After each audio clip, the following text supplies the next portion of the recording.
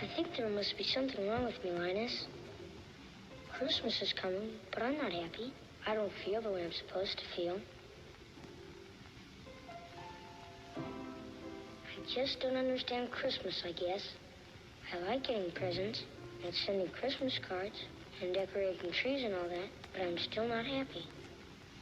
I always end up feeling depressed.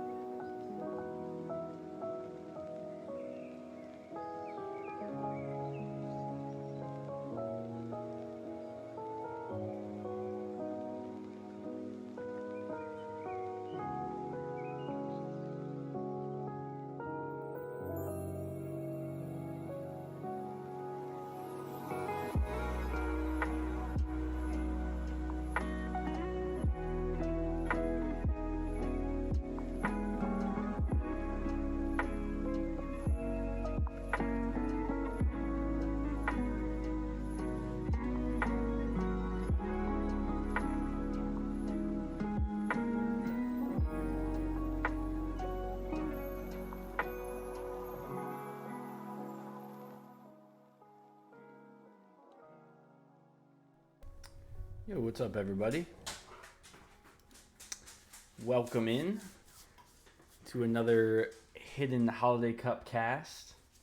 We're going to be doing the rest of Group A tonight. So there's 3 sets from Group A. That's what I'm expecting to finish. And yeah, so Group A, as we can see here, is Grinch, McLean, Ralphie, and Buddy. We've seen all of the sets out of McLean already. Unfortunately, they will be knocked out already. So the rest of the games are going to be between these 3 to find out who the top 2 are that will be moving on. Get my challenge website up and we can show the brackets real quick.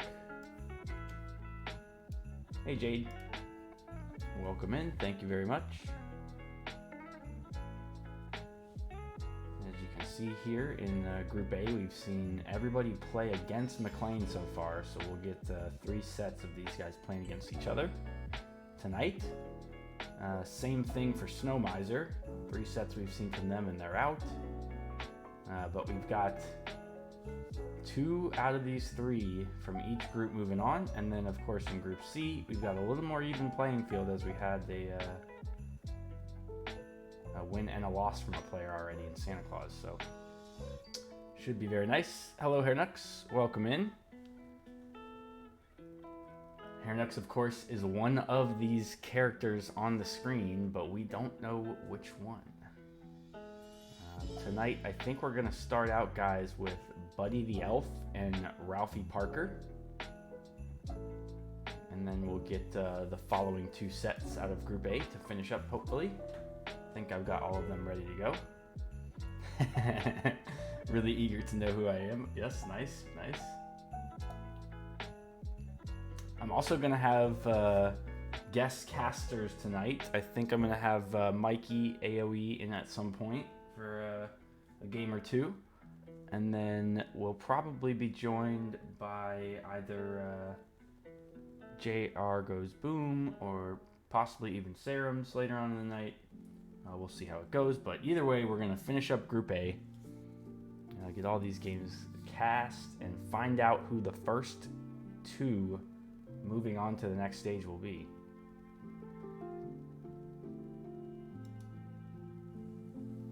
Yeah, this Meerkat fellow. I don't know. Do you like to go by Mikey or do you like to go by Meerkat? Because I know you're Meerkat in Discord, but you're Mikey AoE in Twitch stream. Okay, Mikey is fine. Well, Mikey, I think I'm going to do the first set on my own, just to get rolling here, and then I will have you jump in for the second one. But we'll go ahead and get started, guys, with it's gonna be, let's see, which 2 of these characters. We got Ralphie. Ralphie's playing in this set, and we've got Buddy the Elf. So Ralphie and Buddy the Elf, the 2 competitors in this one.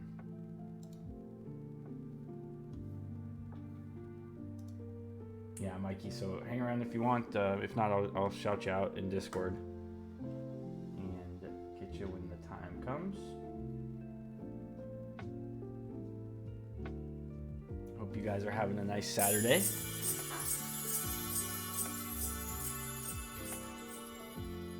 Alakine, thank you very much for the follow. Appreciate it. I'm hoping to get to 500 followers. Over the course of this tournament over the month, and I'm at like I think 435 now, so hopefully can snag a few more followers. If you guys are watching and you're not already following, please hit the button. And if you're new here, we're doing Hidden Holiday Cup. It is a hidden cup tournament like T90s that you're probably familiar with, but with 1200 and below streamers and Twitch mods and chatters that you are hopefully familiar with from other channels. Both of these guys had home maps. Ralphie's home map is Golden Swamp, and Buddy's home map is Arabia. Yeah, I recognize you from there, man. Yeah, so Sebatero and Hairnux, of course, both are in this tournament. They may or may not be one of these characters that we're about to cast right now. Actually, you can help me out, Alakine. If you think you recognize who one of these guys are, let me know, because at the end of the tournament, I will be making a guess on who I think they are, and if I get them right, I get to save a little bit of my money, but if I get them wrong, I have to pay them $10, and then also the chat will be making a guess, and if they guess correctly, I will be gifting them subs. If they guess incorrectly, the players get more money. So everybody has a little bit of a chance, even if they lose their games, to make some money. And if you can help me out guessing who these guys are, please do not hold back any information. My doggo is very excited, as you can tell. Thank you, man. Thank you. Yeah, it's been a great tournament so far. We still got all the best still to come. Jammin', what's up, dude? Welcome in. Loving the redemption emote. It's my favorite.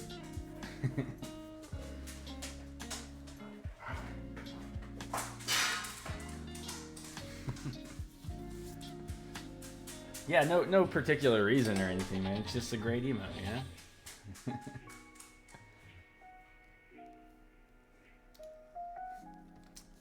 Alright, so we will get Capture Age fired up.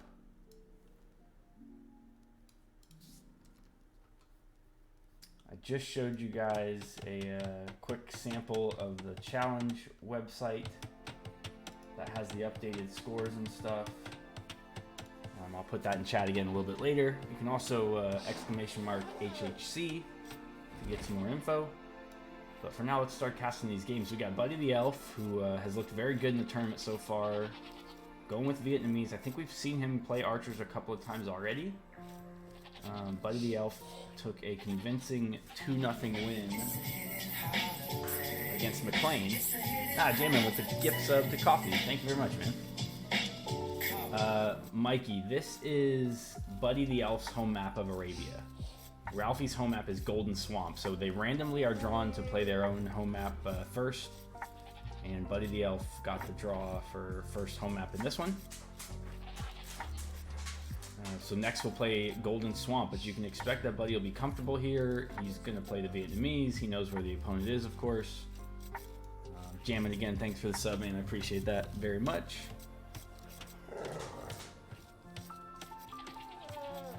We got Ralphie Parker playing as the Koreans, so this is not his home map. Ralphie also got a 2-0 win over McLean, so both these guys are 2-0 in games in the tournament so far. Let me try and sort the dog out real quick. He's a little too excited.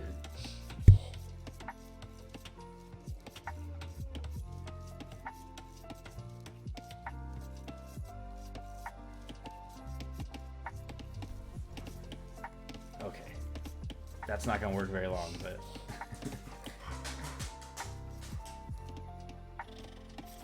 I think he'll get bored eventually. So we've seen Buddy play very well already in the tournament. Very convincing 2 wins against McLean, who did not look like one of the stronger players. Of course, is already knocked out. Kind of the same with Ralphie. Ralphie didn't look quite as convincing against McLean, but did still get the 2 wins. So, okay, come here.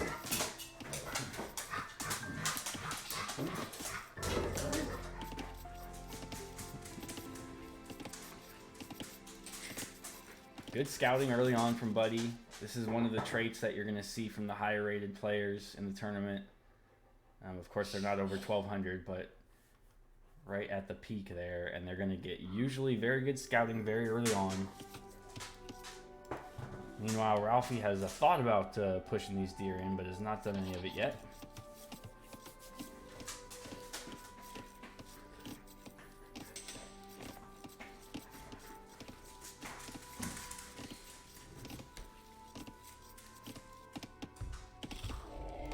Jammin's gift sub went to Coffee. Coffee's another one of these guys that's over from Sebatero's stream.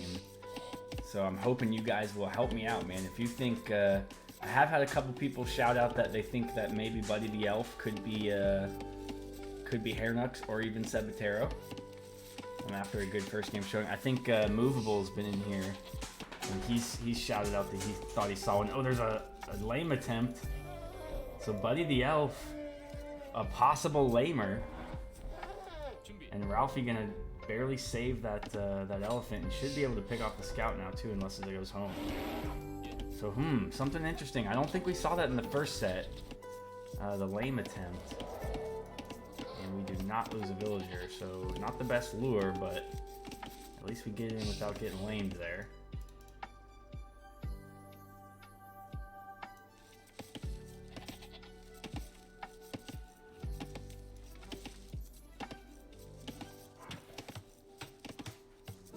Buddy a bit ahead in res collected. Ralphie had a little bit of idle time during that lame attempt. I'm gonna have to play fetch with the dog in between casting here to talk about doing 2 things at once. And yeah, as the Vietnamese, you'd expect Buddy the Elf is going to get out with a couple of archery ranges and just look to surround Ralphie like he was able to in the first game against, or his first set against John McClane. So we'll see what he's able to do.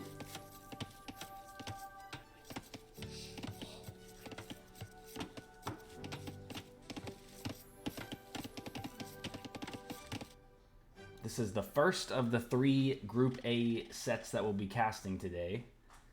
We're going to get all 3 of Group A sets done, and Group A will officially be on to the next stage by the time we're done tonight.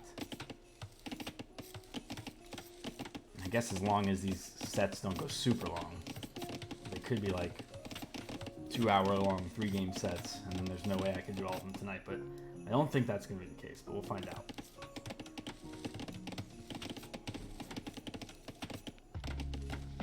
So the barracks coming down, already down from Buddy the Elf. Buddy the Elf getting his walls up right away. And the Korean player is going to go to stone right away. Stone and gold, actually. I think this is a bit of a greedy play from Red, who is basically going to abandon wood, or excuse me, get food. And I don't know how they're going to continue their food production for much longer here, but it might be Korean towers as an idea here from Ralphie Parker. Still has his full HP scout. He's about to be feudal age. You could even pick off a walling villager.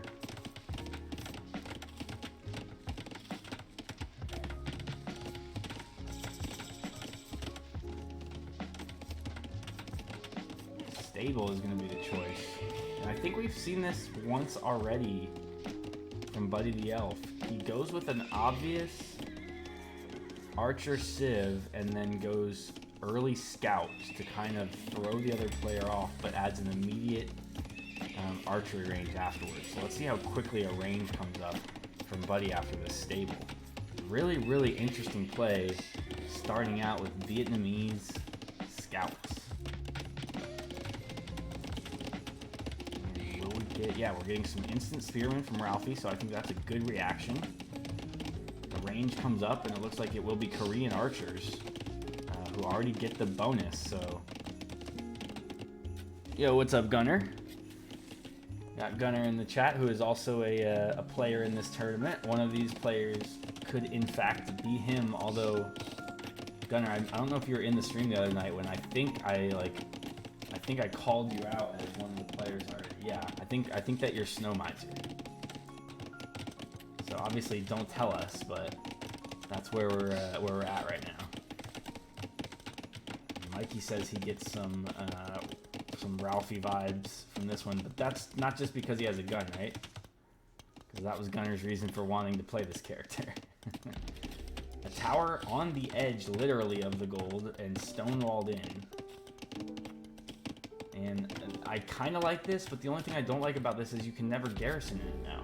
You need to have like one corner open so you can hop in and out of it. And Mikey says no, totally, that's the reason. Oh, that's funny. Spear gonna get one shot in on the scouts, and these scouts aren't gonna get a whole lot of damage, it looks like.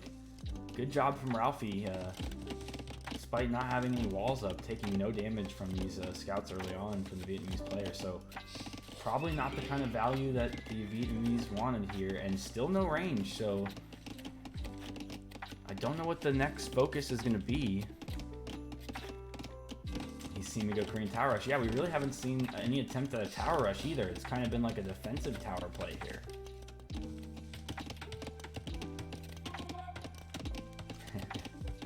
Yeah, that was obviously the reason, Mikey, why we thought it was Gunner in the Snow Miser series, because Snow Miser, I think, tried at least 2 Taddy rushes in the tournament. There was one that was like a sneak Taddy rush, and the other one that was just like a straight up like 3 range right away Taddy. So that's what kind of puts me where I'm at for now. But you know, still a lot of games left. Of course, that would also mean that Gunner is already out of the tournament, which I would hate to see. but is possible. We also have McLean, who's busted out of the tournament in this group, and we kind of have an idea that may be Biz Biscuits, but I've had a lot of people tell me differently for that one too. They don't think that's who it is. They think it could be like I Will Heal You, or they think it could be Telly. A lot of Vil rushing and like crazy YOLO castles by that player was really fun to watch. Unfortunately, he's not going to be moving on to the next stage. Vil count's almost dead even here. Buddy up by about a half a Vil. Military, though, they're starting to become some archers with spears to protect them on the field, and maybe could get to this wood line. Maybe could get to this gold, even though there's a preemptive tower. And interesting, both players kind of going for a preemptive tower here. The Vietnamese, though, not on stone at all, so may have trouble getting to TCs once they're up to Castle Age, which should be very quickly here. Gonna have a great head start on the Korean, as the Korean players invested on all this stone, and I don't think it's really really done anything yet. We'll see if it can pay off with some extra TCs, but they will be later up to the Castle Age. Ralphie is now housed at 45, and he's going to try and house wall real quickly along the left side here. Archer's coming forward, trying to get some damage, and it looks like it's just open. I don't know how this spear... Let me rewind this. How did this spear get in?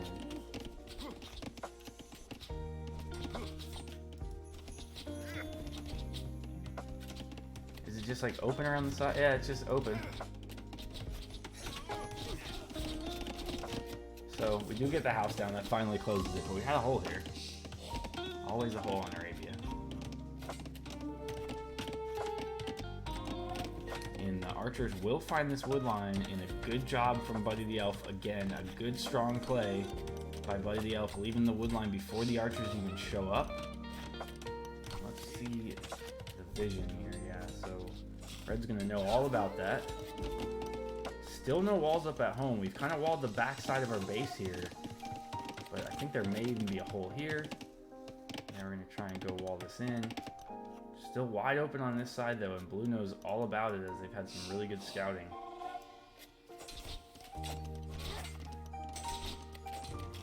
Working on this gate. Even though I think when we get in the gate, we're still blocked from getting in. Skirmishers coming out from Buddy the Elf, who's got bloodlines and defense for his cavalry. And now we've got a range and another stable. So very interesting here from the Vietnamese player. I'm not really sure what we're going to be doing.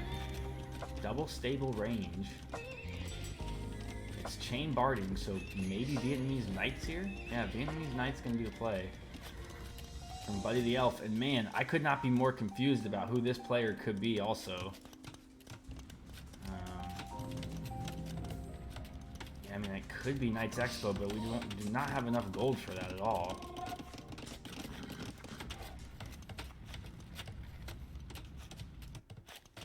So it will be an attempt at Knight Expo, but for now, Knight Skirmisher, and it's going to be just straight crossbow for the Korean player with a spear or two worked in. These Knights are coming forward, but they're not going to go forward fast enough to get any damage before our Castle Age upgrades coming from Ralphie, so that's really good from Ralphie, who's fallen behind in score now quite a bit. That could be a lot of scouting though. A couple hundred points of scouting, no problem. Yo, welcome in, Coffee. Yeah, Jammin, very generous with the sub to you there. If you guys don't know Jammin, go follow him also. He's no doubt streaming very soon. Some really high-level team games.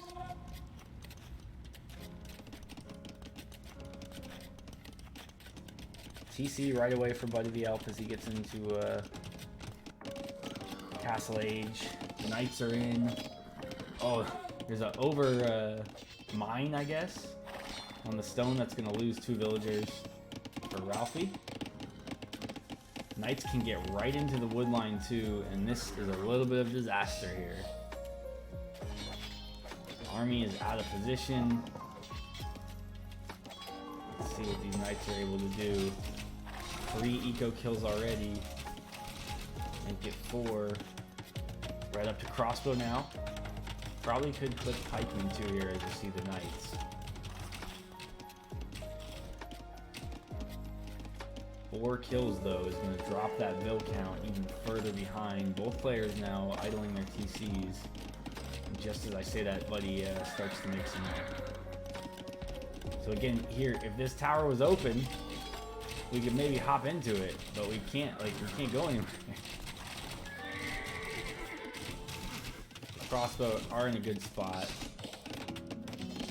Still losing more villagers though. Trying to trap these knights inside, but we don't see the hole that they got in originally. And blue is going to make it out alive. That is a terrific knight raid.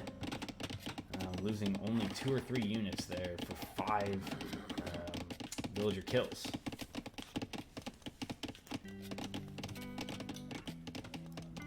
So Buddy's got the second TC. He's got the overwhelming lead in villagers. He's the one that's still producing. Red is a little bit, I think, struggling right now for what to do. Stopped making villagers. Stopped making units. Really has made nothing in the last 30 seconds or so. He's getting ballistics. But really needs to get forward and do something with this army. He has enough pikemen to protect this army of crossbowmen and go forward.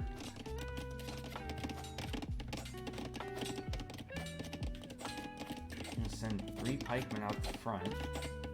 Everything else out the back. I think this is probably a... Oh, okay, he's just going after that scout. Another scout down. So good value out of these couple pikemen. They're going to kill a couple knights. Or a knight and a couple scouts. And oh, look at the army of knights though. Finds the way in from the backside of the base. Never got walled up, did Ralphie.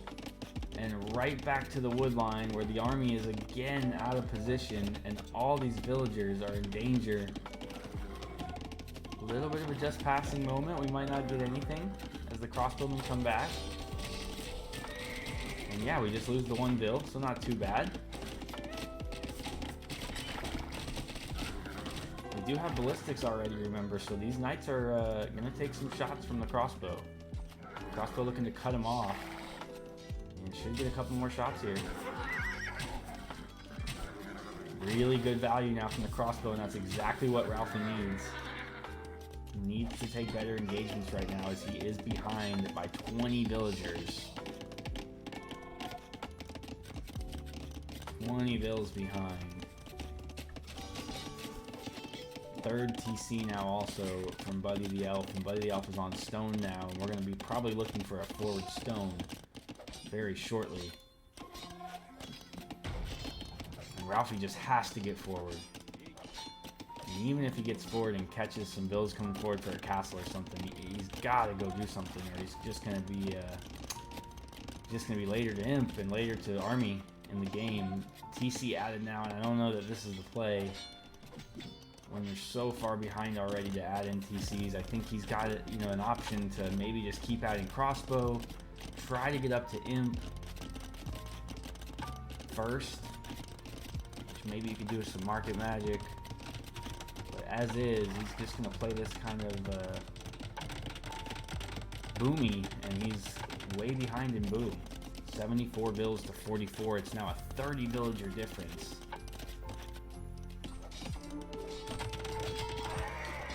Pikeman taking good engagements though. That's exactly what he needs. Even the villagers trying to get some shots in.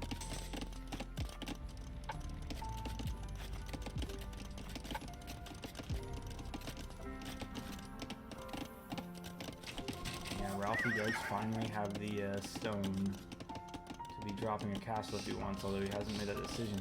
Buddy though, wow, this is an interesting castle. I would have thought this could go really anywhere on the front. You have the knights. All you have to do is kind of draw the army out of position. And these knights now onto the TC. They're going to kill another Vil. But as the pikemen come over, these knights can move. A couple more Vils though in danger. And Knight's gonna go down.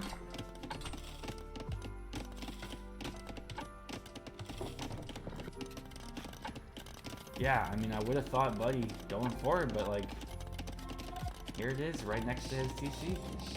I don't know what the deal is of why he didn't come forward and put it like right here. Or right here, even better. This would have been a great spot for a castle. Over the production, over the tower, over the gold. I mean, who knows? Maybe that's his second castle spot.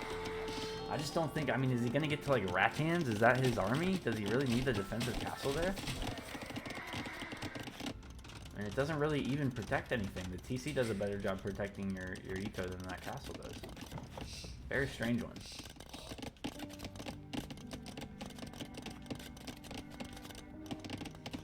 And this army is just gonna stay at home.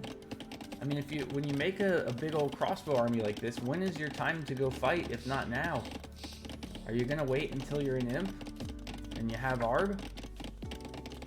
Hand cart comes in, and yeah, blue already clicked to Imp. And now it's just about seeing what the army composition will be from blue. Yo, Low Elo Legion. Thank you so much for the raid. We're doing some Hidden Holiday Cup casting. It's a Hidden Holiday tournament like the Hidden Cup that T90 does for low elo streamers and Twitch personalities. So right now we got Buddy the Elf and Ralphie Parker going. Thank you so much for the raid, man. I hope you had a good stream.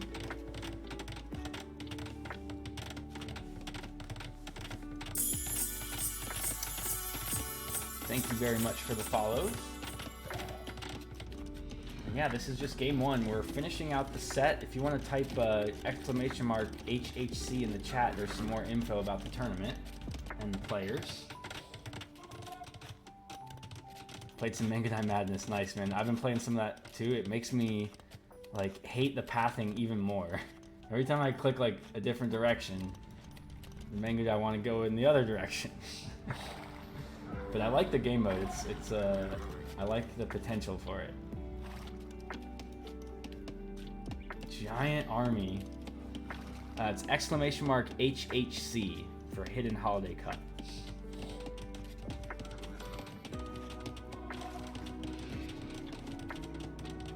Yeah, there you go.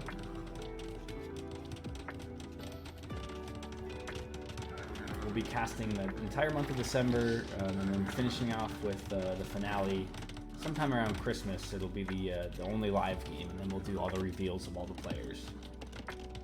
Big knight army coming in from Buddy the Elf. The Vietnamese knights. They have +4 defense on them already, and Cavalier will be in about 5 seconds. And probably not what Ralphie was expecting, but this is the army he's going to have to deal with, and it'll be Cavalier against Crossbow. So we're still 3 minutes away from him. So Ralphie in a world of trouble. Cavalier goes straight to the TC. And Buddy has done a little bit of flexing in the first 2 games that he won in the set with McLean. And this is another one, just straight to the TC with Vietnamese Cavalier. Here are the crossbow that do have ballistics. They have Bodkin. They can maybe get into a good choke point here and kill the rest of these Cavalier, and rightfully Buddy, I think, decides to run away from this. I bet he wishes that he just killed the TC now. TC stays alive. A lot of vills going down though, and if you look at the vill count, 60 vills to 120 vills, guys. Buddy can even throw the rest of these Cavalier right into the crossbow. Just do as much damage as you can and remake them, because the resources are crazy now. Over 7k more collected for Buddy the Elf, and he's looked great. He is going to lose his Cavalier army, but before these crossbow get to Arb, there was about 50 of them, and now there's about 30 of them. And I think that's well worth the trade. In fact, there's 24 of them, 20 of them, and we're still not done.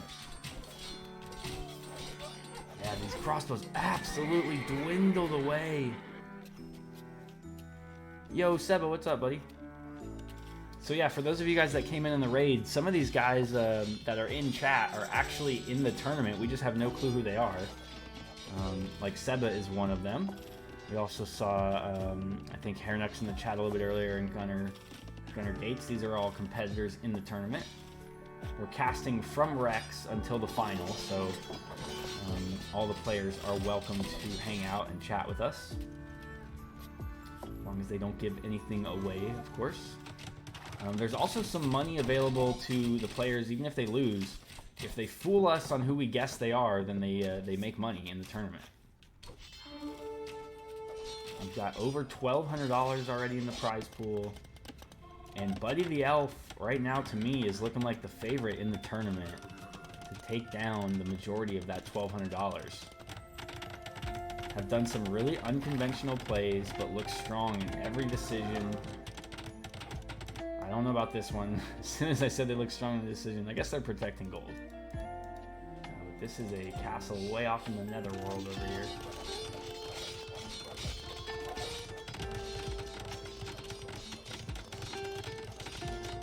Yeah, you do have to be a little careful. Although I do encourage you players to like try to fool people. So, you know, I personally think if I was in your shoes, like anything that I say would be like giving something away. So I would just keep my mouth shut. But there are players too that like, you know, it's like in poker. If you're one of those players that likes to do speech play, like I think talking gives away information. But there's some people that want to do it. So. Yes, Jade, I promised these people would probably beat you. I know that's your next comment.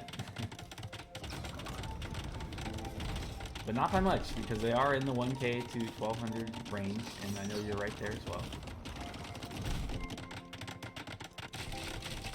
Yeah, Vietnamese, not quite memeing with the chonkers just yet. But a nice choke point here for the crossbow and pikemen. Yes, I do play poker. I will probably have some of we have a poker Discord too. That there'll probably be quite a few people in here from time to time making bets on who they think is going to win. Maybe even making bets on who they think is what player. But yeah, Imperial Age. Treb's out first. Buddy the Elf. And he's going to be able to dive in and just kill the Trebs from Ralphie. And Ralphie just desperate for any ideas here what to do, and I think unfortunately they are running out. And Buddy the Elf, 2 castles right in the middle, 1 castle on the gold to the north, Cavalier waiting to the relic to the south. There's just pressure everywhere. This castle's going to go down. The production buildings will go down. The Trebs should move up to the TC very shortly. Murder Holes and Arb come in from Ralphie, but Murder Holes with no castle. There's not much of Murder Holes at all, are they? Ralphie gonna come forward and look to take some of this wood. But this one, I think, is well over. Buddy the Elf even adding in some Rattan archers to pick off these villagers on the wood line. Could definitely get into this wood line with the Cavalier. No more production from Ralphie. Ralphie with just over 2k of wood, but no other resources really to speak of. Does have this Arb ball of 19 with a couple of pikes, so maybe he'll think he can hold out, wait for Bracer. Oh, I'm sorry, this is Buddy with Bracer. Halberdier come in for the 7 pikemen. Now that we're going to upgrade here. This is just a slow death now. One of the things that you also will see, like the differences between watching like the Nilly's Apartment Cup with the top players in the world, like those guys are going to call the game sometimes even like too early. Like I saw Sebastian call a game today, and that a lot of people were saying that he was probably still in a good position in. When you're at like the 1K to 1200 elo, you're not going to get quickly called games. These guys are going to play until the end, especially when there's this much money on the line for them. Probably one of the few times in their AoE careers that they'll be playing for, you know, as much as $1,000. So, GG from Buddy, continuing to look like one of the strongest players in the tournament. Oh, I want to look at the APM. That's one of the things we want to check after each one of the games. So Buddy the Elf actually with the lower APM, they're only on 27. Didn't really need too much APM with all the knights. Ralphie actually with the higher APM with the crossbow micro probably coming into play there.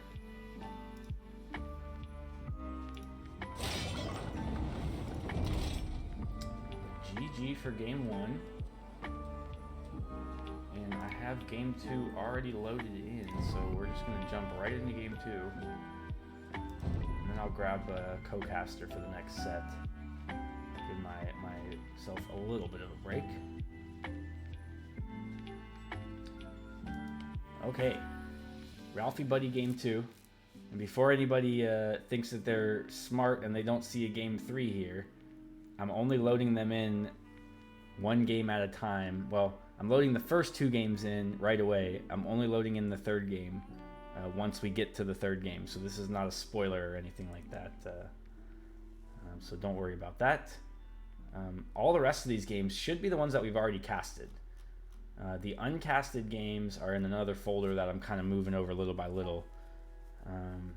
Because if I did move them over all at the same time, people might see like, you know, like length of the game or, you know, timestamps or weird stuff like that. So I'm trying to move them over one at a time.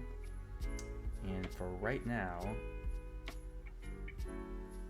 outplayed some of my viewers. Yes. You know, it just comes from experience. Luckily, we have an admin in this tournament, Azure Sentry, who has done this before on T90's Hidden Cup. So, you know, every time I make a little mistake or something, he shoots me a message and is like, hey, you probably shouldn't do this because then they'll know this. So we just learn from the mistakes, and now we're in a good spot. Thank you very much for the follow there, Araman Sparrow. Appreciate that very much. But let's go ahead and jump in. Beige, welcome in. Beige is another player here in the tournament. Been seeing Beige, of course, all over the place. Yeah, Kevin McAllister, John McClane, Die Hard Home Alone. Gotta love all those. Oh, nice. I even got the name correctly. Perfect. I'm not the best pronouncer of names, so when I get one right, I have to celebrate a little bit.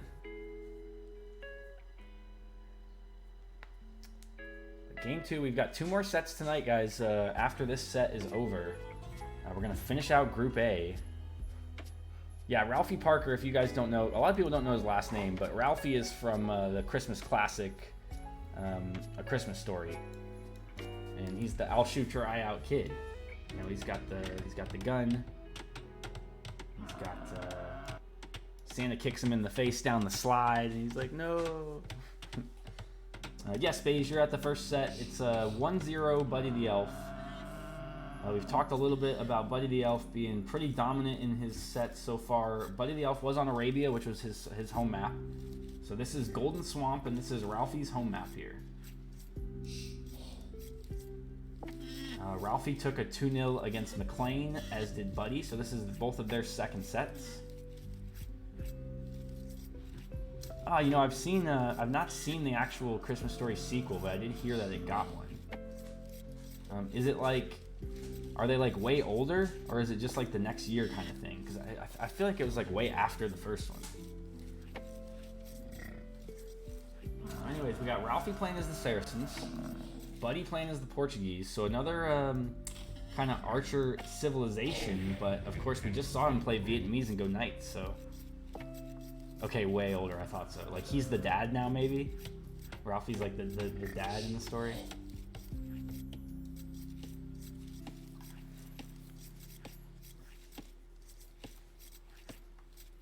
Love to see which one of these characters is going to make it through and win. We've seen Clark Griswold already not make the tournament. He was the first one knocked out in the play-in set. Then we had Gizmo the Gremlin, who got in through the play-in set, which then forced another character out in the Marbles game. So Frosty the Snowman got bounced out in Marbles, and of our original 12 characters now that are actually making it into the tournament, we know that 2 will not be advancing, and that's John McClane and the Snow Miser. Don't have any guaranteed people moving on yet, but it is looking like Buddy the Elf will be our first guaranteed player to move on. He could take a Rhino here. He sees both of them. We've seen him try to lame once already in the set. Will he do it again? I'm not sure what Ralphie's doing out here. Here comes the Vil. Will he try to lame? Oh, he's definitely going to do it. He's waiting, I think, for the Vil to attack. And I don't know, maybe Ralphie sees this and is not attacking, and he does see it because he sends out another Vil. We don't have Loom, but we're going to save that villager. Really good job from Ralphie.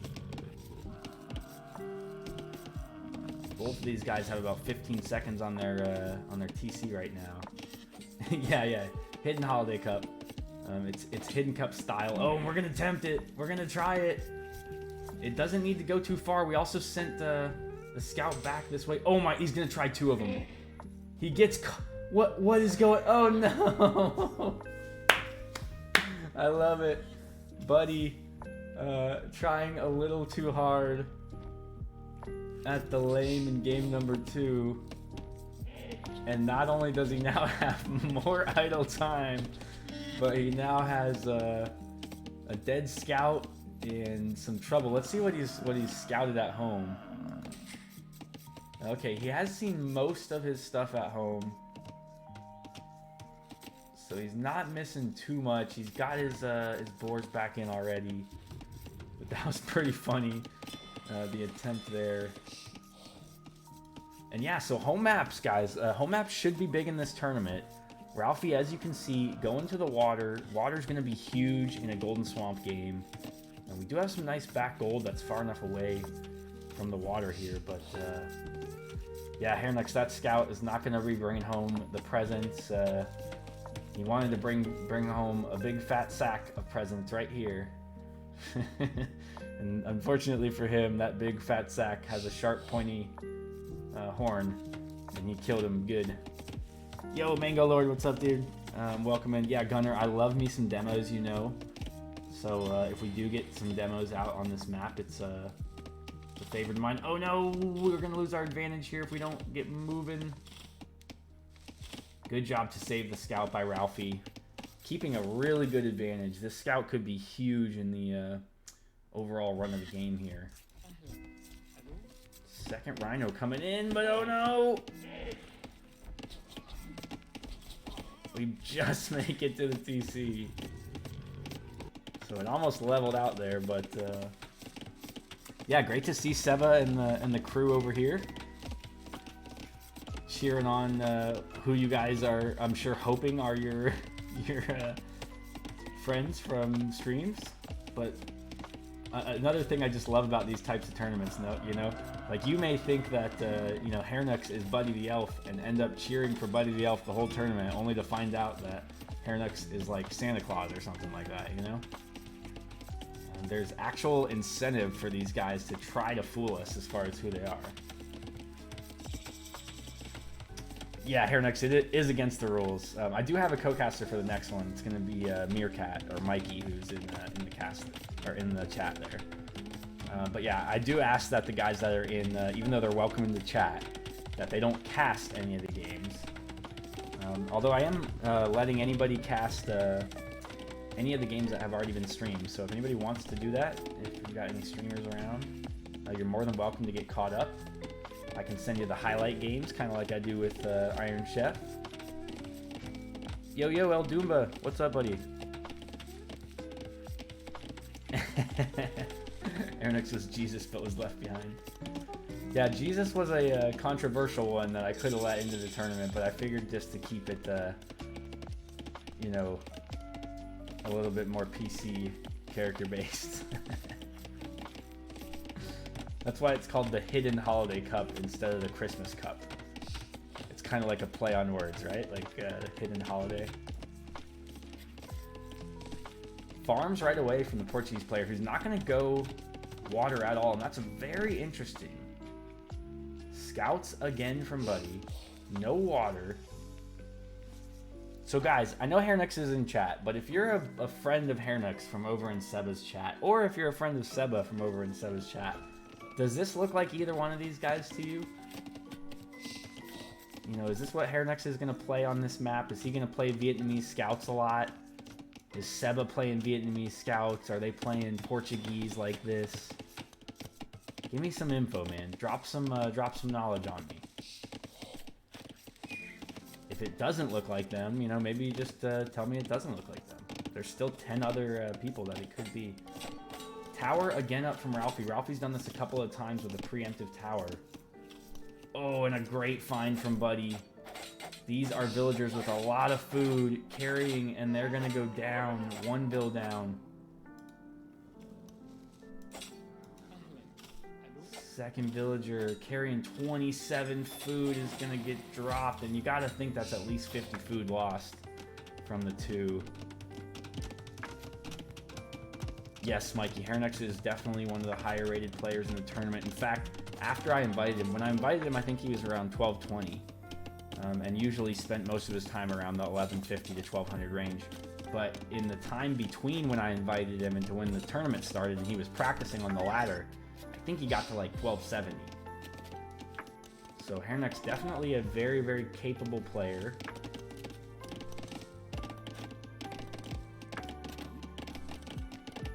Good value out of these scouts. Like I said, probably dropped 50 food there in the 2 bills that we killed. But the galleys are out from Ralphie Parker. And galleys should kill scouts. Once we get to a number, it'll be dangerous. And eventually we will probably have to get to this gold in the middle. And if there's galleys out, it's going to be hard to do that. Okay, Coffee saying Hairnux is very aggressive. Well, it's definitely... we've definitely seen this scout player be very aggressive so far in the tournament. Buddy the Elf has been aggressive in most of their games, I think. Blacksmith coming down.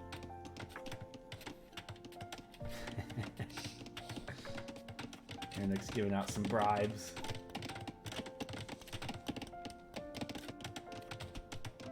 So there is a galley here that's going to get some good scouting. It's going to see the blacksmith coming in.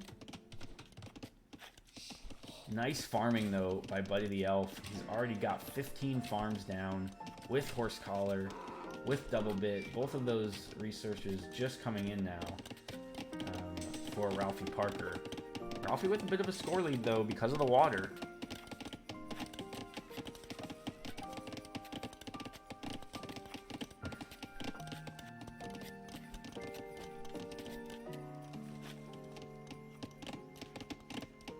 I would have liked to see Ralphie maybe add a little bit more fish. If you're gonna take, you know, the advantage of this water, you know, let's add some more fishing ships. Let's maybe get a dock in a better position to take all of this deep fish. You know, this is the advantage that you have in the game right now. I think we should go for it. Yeah, pathing's always broken. They fix like a little one thing about it, and then some other little thing breaks. Currently, the big talking point, I don't even think is about pathing. It's more about units and their nerfing or buffing. But, you know, it's nice that the devs are continuing to keep this game on its toes. It does get stale if you don't have updates and stuff like that for a long time.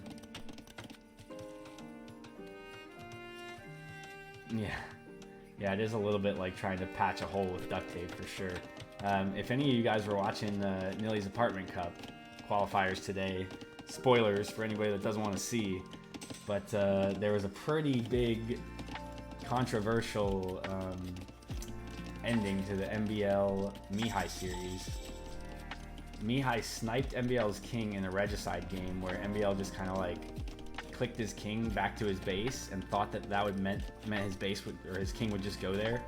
But after your king gets attacked, it like loses that command and just kind of walks away from the attack. So MBL got his king sniped in a game 5 decider with Mihai. Like very, very crazy game that, you know, he was one game away. I mean, that they still have to, whoever won that would have to still beat Jordan make it to the apartment and make some money, but pretty devastating there. And a lot of people are talking about whether that was a bug with the king or if it's meant to be like that. So there's always some kind of like controversy about pathing or balance, or stuff that should be allowed or isn't allowed in tournaments. Kind of a cool thing about a 25 or 20-year-old game. Ralphie going out to the middle, and this is exactly what I was worried about for Buddy. Yeah, really harsh way to lose. I'm sorry I laugh a little bit. Like, MBL he's kind of the kind of player that he would laugh at somebody else who he did this to, so it kind of makes me not feel that bad for him. But yeah, it is absolutely devastating way for him to lose. Yeah, I agree completely, Pax. They've always acted like that. It's kind of like saying, like, well, pathing made my cavalry archers like go in a bad direction, so they ate the TC and all died. Like, yeah, we know pathing sucks, but that's it, Hey, Mike Jet, Group C is caught up with the rest of the groups. So we're in Group A, and Buddy is raiding like crazy here. Ralphie has not walled up at all. And even this TC is going to get caught, and it's going to get denied. I'll show you the groups here in between games, Mike. But we're going to finish up Group A today. Yeah, Gunner, I agree with you too. Like, I think a lot of the pros don't know how Regicide like meta even is.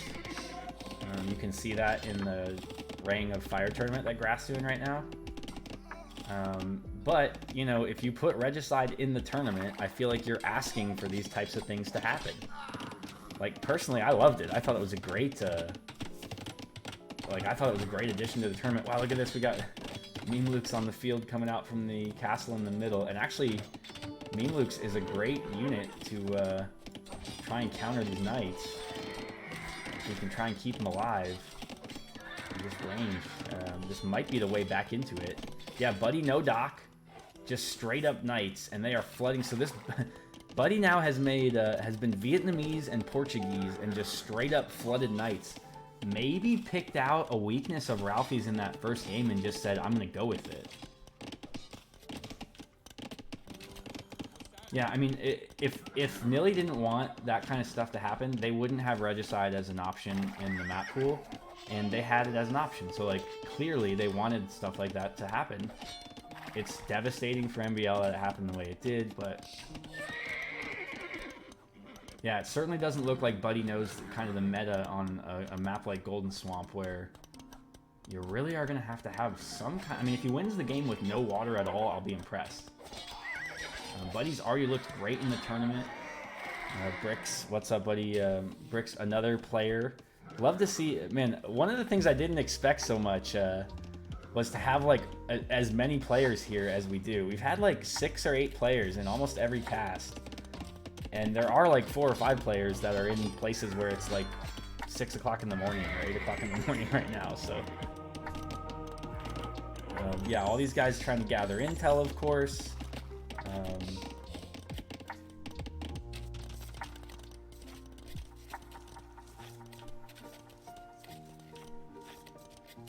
Yeah, I mean, I understand that point, Gunner, for sure. And I love that there's like a line of debate already in AoE about this, though, where it's like each side has already like come to its conclusion like happily with the other side. Like, the MBL fanboys are pretty much like, wow, this was a terrible way to lose in a game 5. Like, nobody wants to see it end like that. That's why it should be redone. And kind of the other side is like, yeah, but you could never redo a game because of that. Like, the admins made the right decision. You can't take that away from Mihai. Which, Mihai, by the way, when we stop doing Jow matches, he is the 2K plus Jow match champion currently.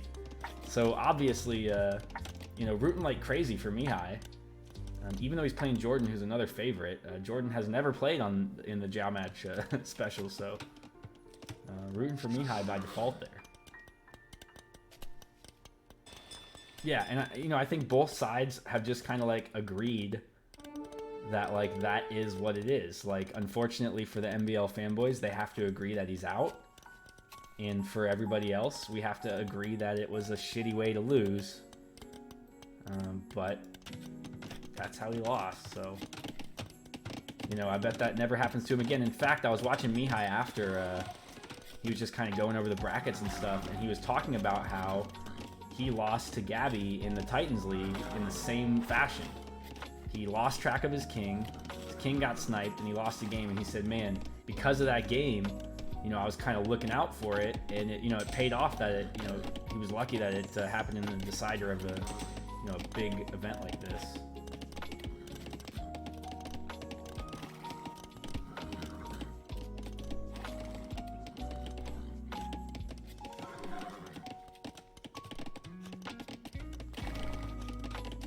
Yep, Mihai's been back against the wall in the whole qualifier, man. It's been really, really tough.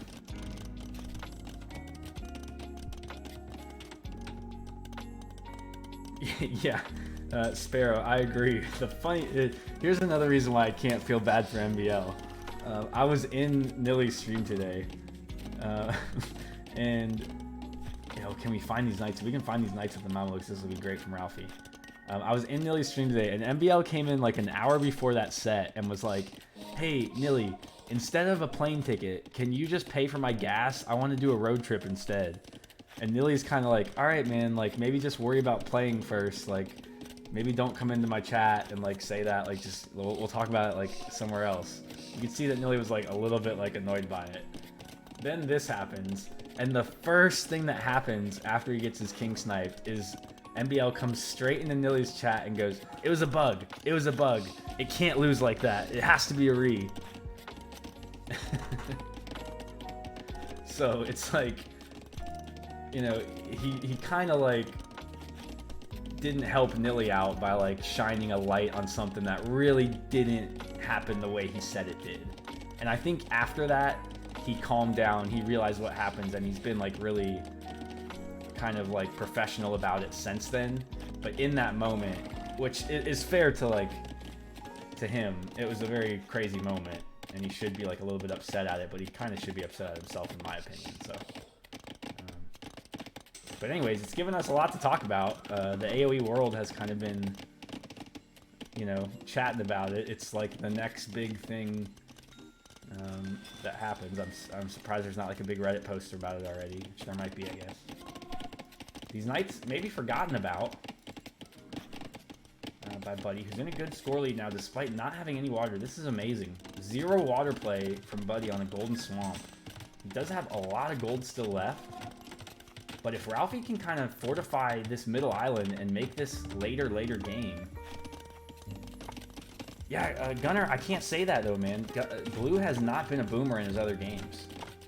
He's been really aggressive. He's gone scouts, you know, feudal age aggression in most of them. He has switched into crossbow here.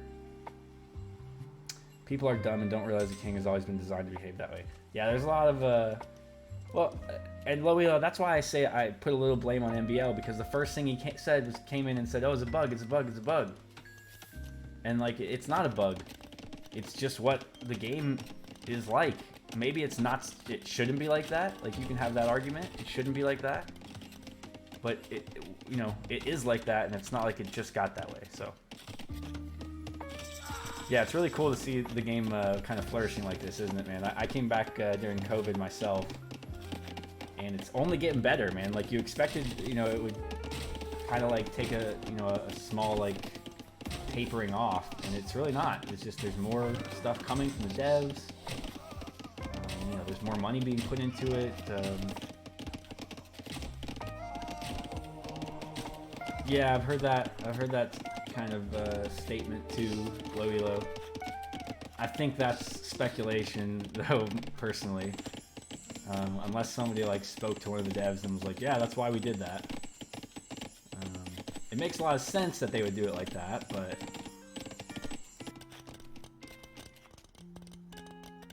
all right. Well, then I need your notations then. What's your sources? MPL needs to play more community games. I mean, definitely agree that if you make that mistake in Regicide, you should play more Regicide games. Like, without a doubt, you should play more Regicide games. That's like the same problem that Hera had in Ring of Fire, was that his Diplo game was not on par. Like, if Hera's Diplo game was higher, he might have had a chance at making another round. Yeah, wait, it was his home map? Dude, it even gets worse for MBL. Like, I try to make some excuses for him. Oh, man. No, we're casting. There's just nothing going on, man. Like, these knights have been hit. I've been casting these knights. They haven't moved in like 20 minutes. To be honest, the MBL stuff has been more exciting than what we've seen in the last 10 minutes from this game. Yes, that shots fired at both of these guys. Because we haven't really fortified this anymore for Ralphie. We haven't gone any to water for Buddy. In fact, a juicy demo right here. Oh man, that would be so nice. Haven't really seen any of the galleys to kind of like threaten the shoreline here. Yeah, I mean, they're involved, but you know, I'd love to see them find these knights or go forward or something. They did pick off that army of crossbow, which was nice.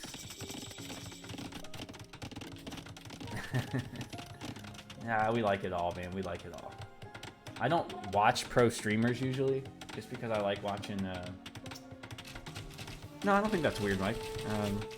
Like I said, I like watching people who are, you know, making the same kind of mistakes I am, and you know, doing the same kind of stuff I am. So it kind of makes me mad when, you know, people like Hera make statements that are like blanket statements for the community, and then it gets like a map changed or a civ or a unit changed or something like that, like especially monks. Because it's not like that for the majority of us, even if it's like that for like the top 10 players in the world.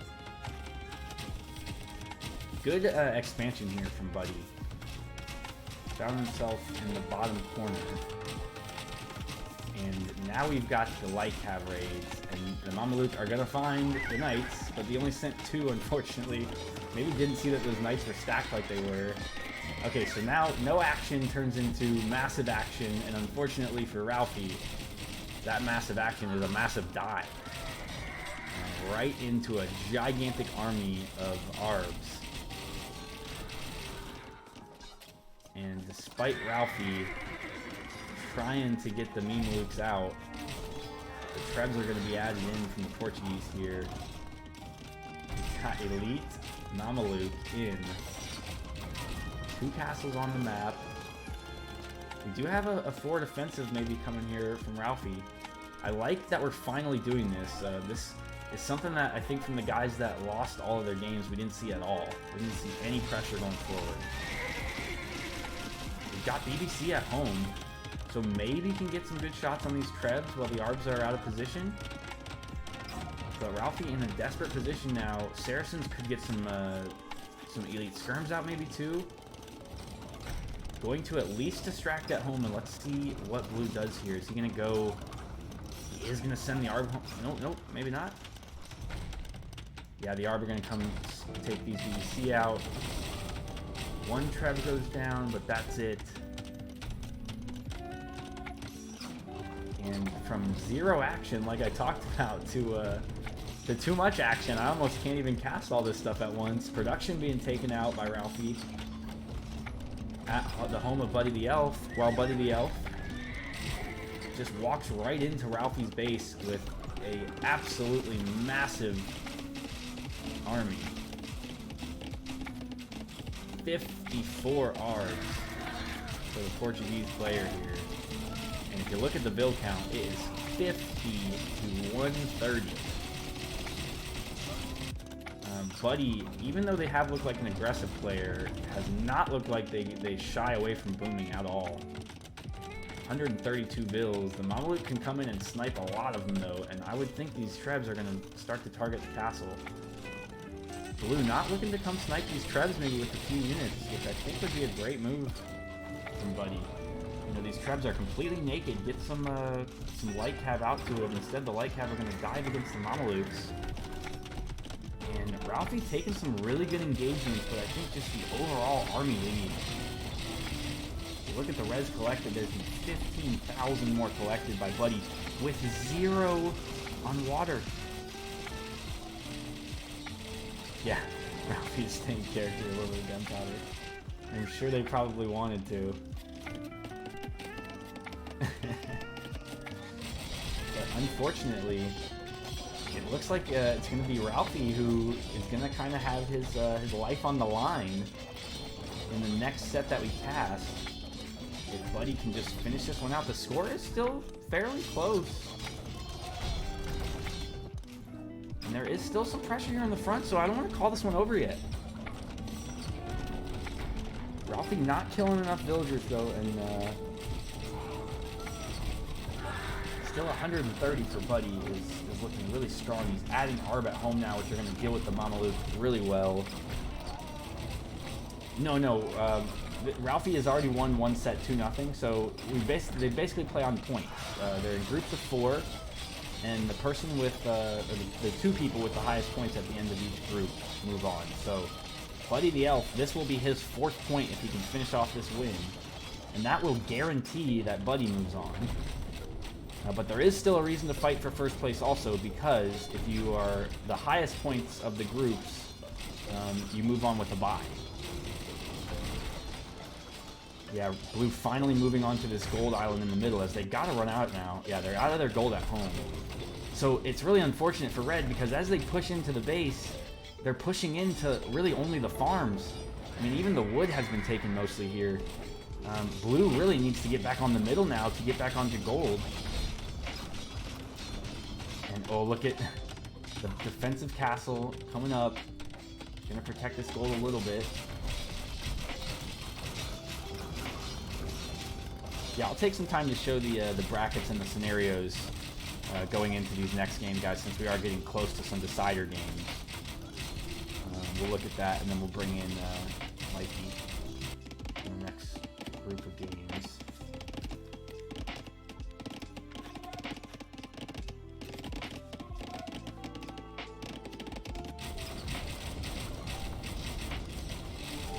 Main castle on the middle island is going to drop, and once it does, there's nothing to protect these villas on gold. And Ralphie meanwhile getting handcart.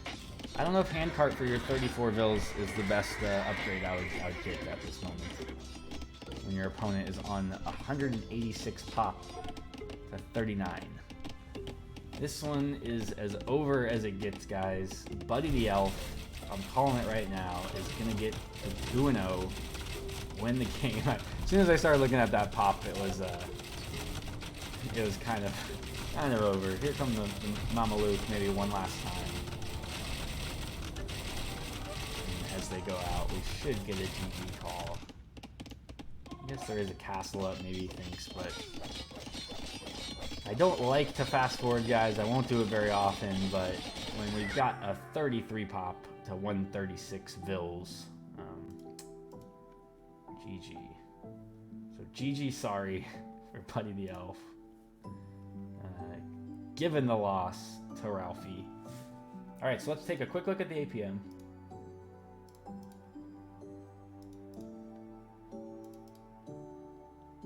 And yeah, again, same thing. Ralphie a little bit faster APM than Buddy, but Buddy comfortably taking the second of these 2 games.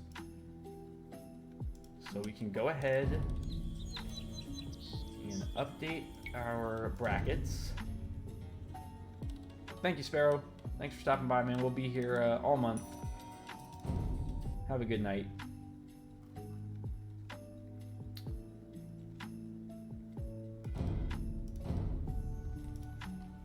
Okay, so here is our challenge website. We're going to finish Group A today. We'll get into the matches. We just saw Ralphie and Buddy. So we'll update the score here. It was 2-0. And that is the score. So back to our standings. As you can see, Ralphie not out of it. Still has a set left against the Grinch. And the Grinch only seen one set from him so far. still has Buddy to play, so I think that is the game we'll go into next. Is the Grinch and Buddy. Let me make sure I have that one queued up.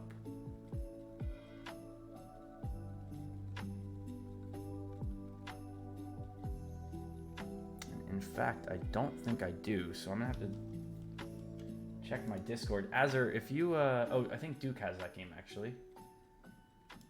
So let's see if Duke has sent me that one. I believe that was from Duke's set. Okay, and I'm looking for the Grinch and Buddy.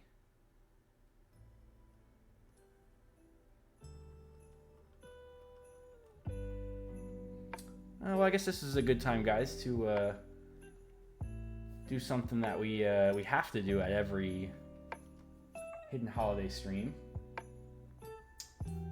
and that is play our Hidden Holiday Anthem. So if I can find the Hidden Holiday Anthem real quick, we're gonna get that queued up. Stop the other music. Yeah, enjoy this Hidden Holiday Cup anthem while I try to find this game that I want to cast. I'll be right back.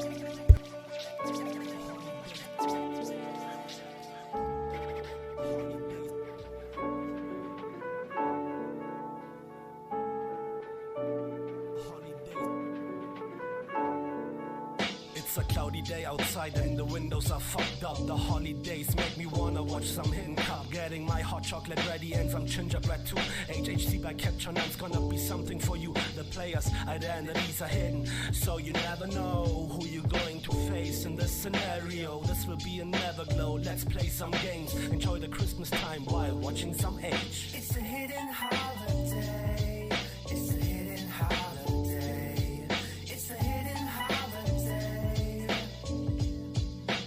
Cup. It's the hidden holiday.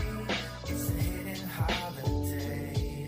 It's the hidden holiday. Cup.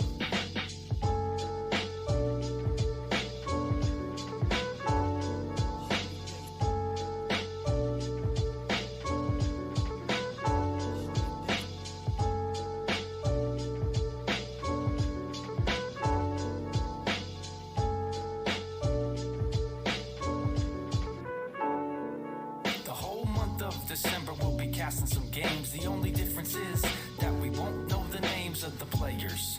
Only secret identities. Let's see if we can turn friends into some enemies. And then when we are done, from 12 characters we'll be left with one. The holiday character who takes it down. So grab yourself a drink and reverse that frown, cause it's a hidden holiday. It's a hidden holiday.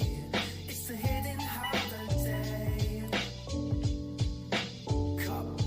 It's the hidden holiday. It's a hidden holiday. It's the hidden holiday. Cup.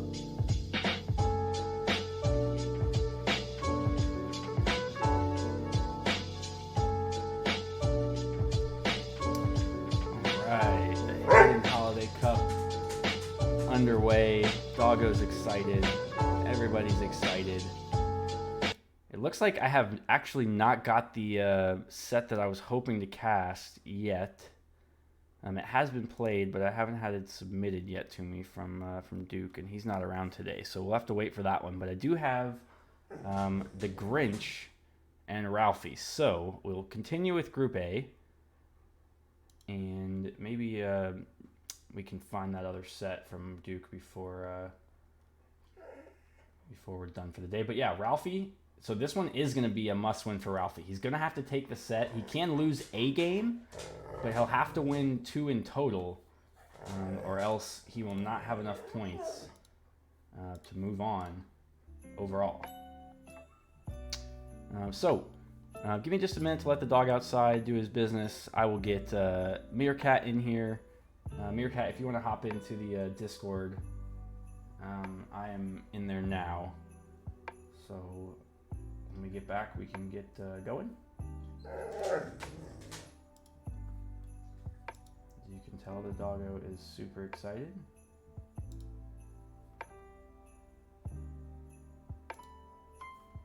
All right, and I will be right back.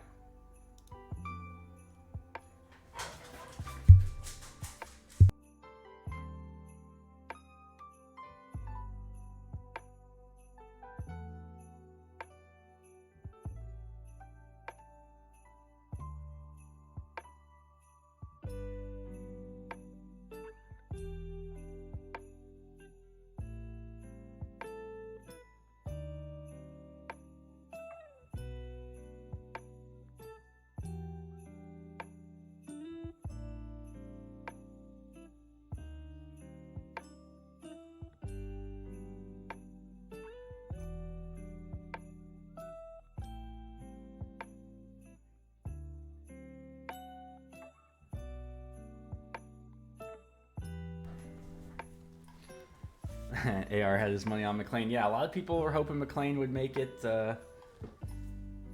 Unfortunately, he was the first one knocked out, took all the L's, did get a win. So at least we actually saw Snow Miser also, who got 3 set losses, get 2 wins. So everybody got W's in the tournament. We're not sure yet. Rudolph and Nutcracker. Actually, Nutcracker got a win too. But yeah, so lots of good sets. Even the ones that are knocked out had W's in the tournament. Let me get my headphones on.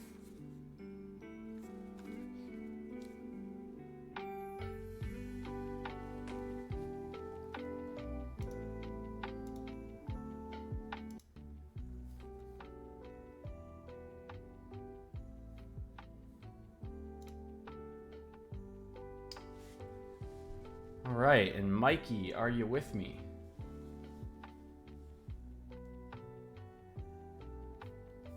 Indeed I am, Joe. Hey, how you doing, buddy? I'm doing good. I was enjoying that first set. Great. So for those of you guys that don't know Mikey AOE or Meerkat, Mikey, are you streaming now? I'm not streaming. Okay, so not streaming, but starting to cast a little bit. You'll see him on Iron Chef's channel every now and then, doing some casts with the voice that I think sounds like the Saw guy, right? You want to play a game? There it is. That's what I was looking for. Mike Jet asks if Buddy and the Heat Miser are the only undefeated players left. No, I think Kevin McAllister. Yeah, Kevin McAllister hasn't been beaten yet either. So Heat Miser, Kevin, and Buddy are still undefeated. So I sent you the games, Mikey. Did you get them?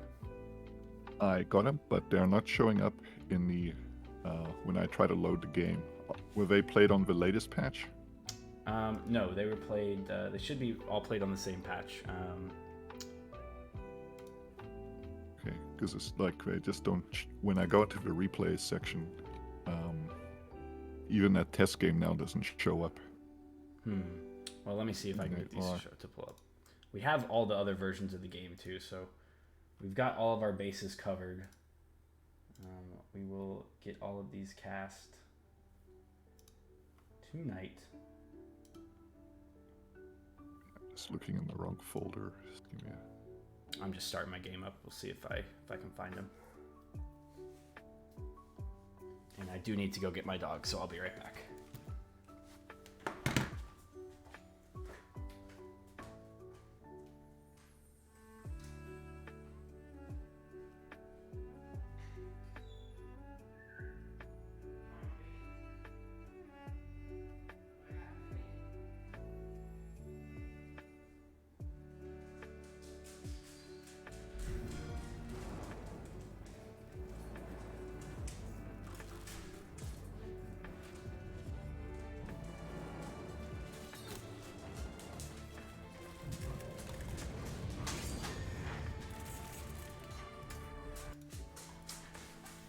All right, so we are looking for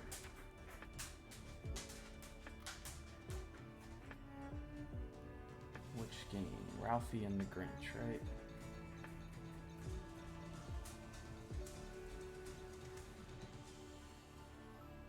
Yeah, they might be on a different patch because I don't see them either. I see the Ralphie Buddy games.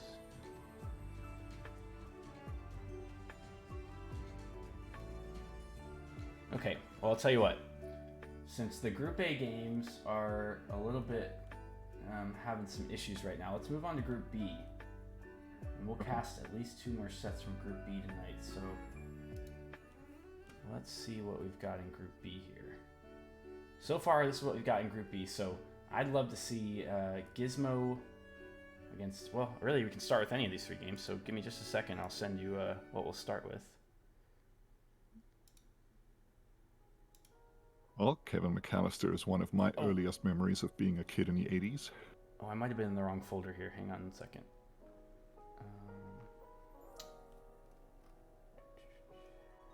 Yeah, Kevin McAllister, I think everybody's one of their favorites from, of course, Home Alone. And let's not forget Home Alone 2. That's been on good TV as the first a lot one. lately. Yeah. You filthy animal. Okay, so we do have at least, yeah, I think we have all the Group B games. So we want to see, let's see,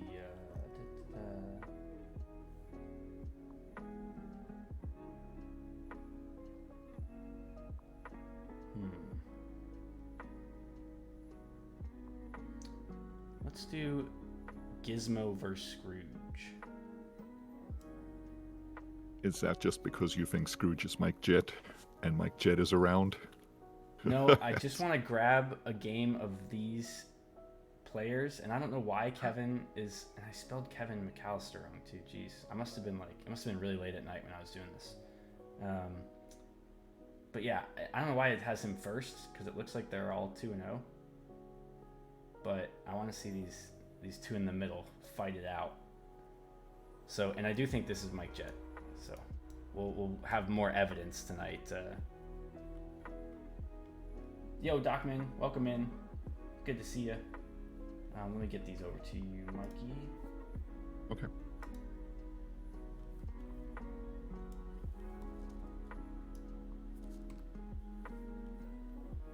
Yeah, and those other games probably just need to be played on a different patch. So I'd rather just get all the games on this patch kind of sorted. Well, I learned something new about the game today on how you actually switch between patches. Yep, it's not too difficult, but I don't know how they'd expect you to do it if like somebody didn't already know how and tell you, you know? That is definitely true. When I try to Google this, it looked a bit more complicated than I was hoping for. Yeah, so it's really not that tough, but you do have to have like the codes and the passwords and all that stuff. Luckily, again, since we have great admins and co-collaborators on this tournament, they helped me out quite a bit to get all this stuff before we needed it. And that's why we're playing games when we could be on broken patches right now, wondering how we're gonna watch games.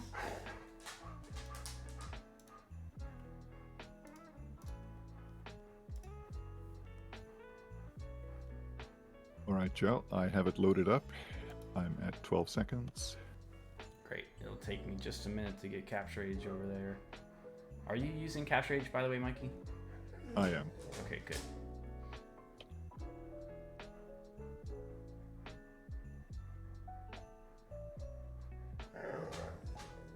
That way I can see all my losses with all the statistics in the world I need, like idle TC time, 14 builds in, loading 2,000 wood, all those good things. Yep, as you can see where your APM went to nothing for 5 minutes. Like, what was I doing? Alright.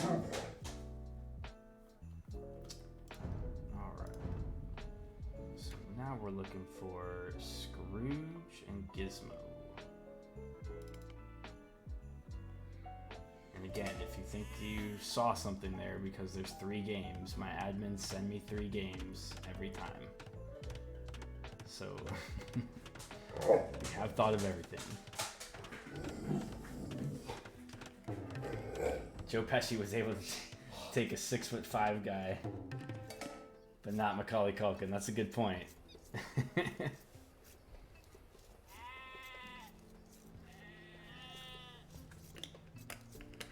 Joe, are you gonna load it up in Capture Age? Yeah, it takes like, I don't know how long, but it takes a minute. I'm fairly sure that I hit watching Capture Age, but Whose home map is this? let's see. This is Azure just sent me all this stuff. Oh, he actually sent me Group A stuff. So we'll have to kind of do a process of elimination. Give me just a minute, Mikey. I'm just waiting for all this stuff to load up, and my dog's driving me crazy.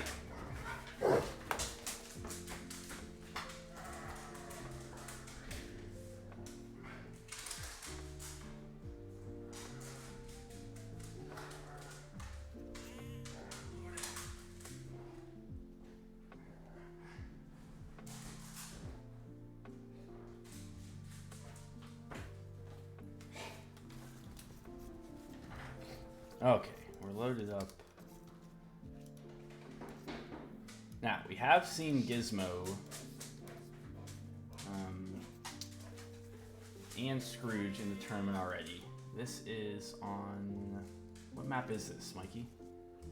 Mega Random. Mega Random. Okay, let's get to 137. Let's get queued up with each other.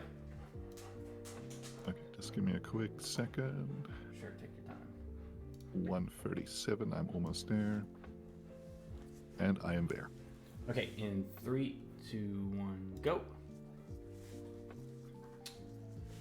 We've got Ebenezer Scrooge, we've got Gizmo the Gremlin. Ebenezer is Byzantines, Gizmo is Malians. Is this a Mega Random map, I guess? Yes, it is. Yeah, I think this is Mega Random. So I think that Scrooge did play a Mega Random, if I'm not mistaken, in his first set with Snow Miser, which makes me think that this is going to be his home map.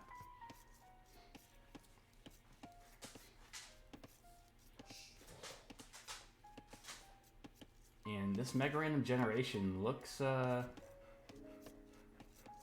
looks pretty good for, well, there's not a lot of water here. There's no fish, so probably mostly land. Could see some nice demos in here though, Mikey. You know, that's one of my favorite things to see in the game. Oh, definitely. And see, what is your timestamp? I'm at around 320 right now. Okay, I'm a few seconds behind. Oh, I was on 1.7? No, not- that's what I'm supposed to be on.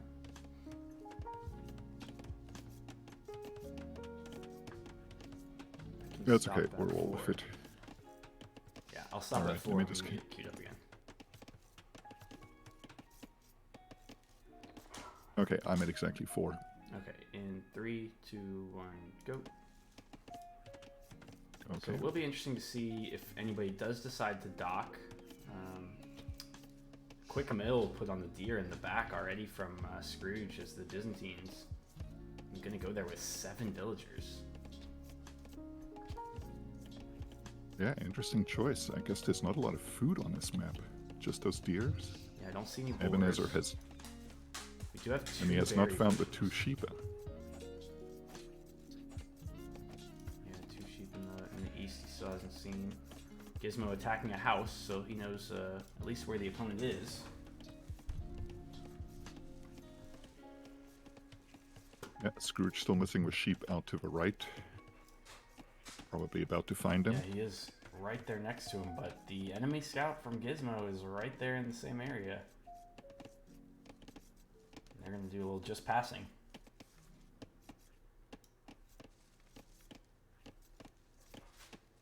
A lot of Well, berry Gizmo is villagers at definitely- home here.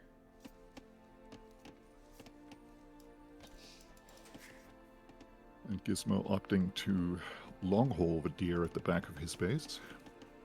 Yeah, he may end up dropping the mill there eventually, but he's already milled on the berries, so probably not. We did see, I believe it was John McClane who was double milling a lot in the tournament, but he's the only person who's seen it. Yeah, there is a lot of res, I mean a lot of gold, a lot of stone, a lot of wood.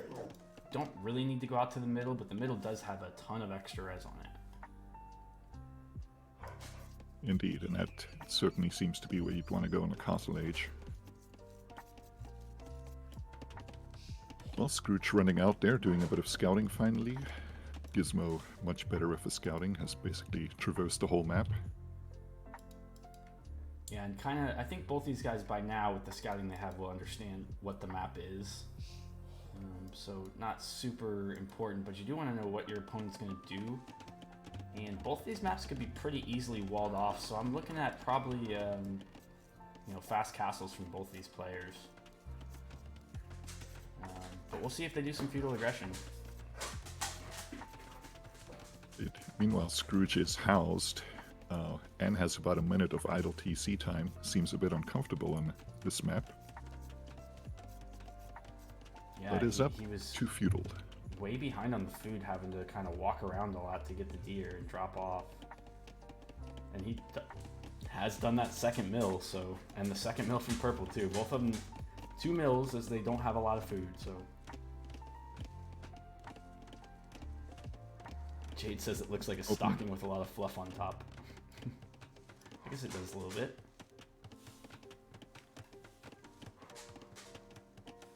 Okay, and Scrooge opting to go to gold early here, with barracks being put up in front.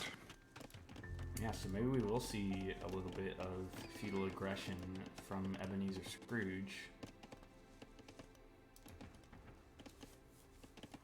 No militia being made yet, though, and we are up to feudal age, so it might just be looking to get our range or stable down quickly when we get up to feudal age.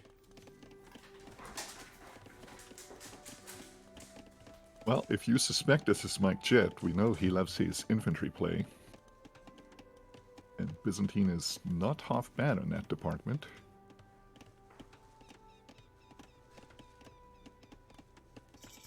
Oh, first dock goes up from Gizmo. Yeah, I don't know if I like a dock here. You know, obviously, if we're going to get some demos out, we have to have a dock, but that's really the only thing that a dock is going to do for you on this map. I mean, even, you know, there's back stone, back gold. You could maybe range, like, the berries. I guess the berries are forward for both of them.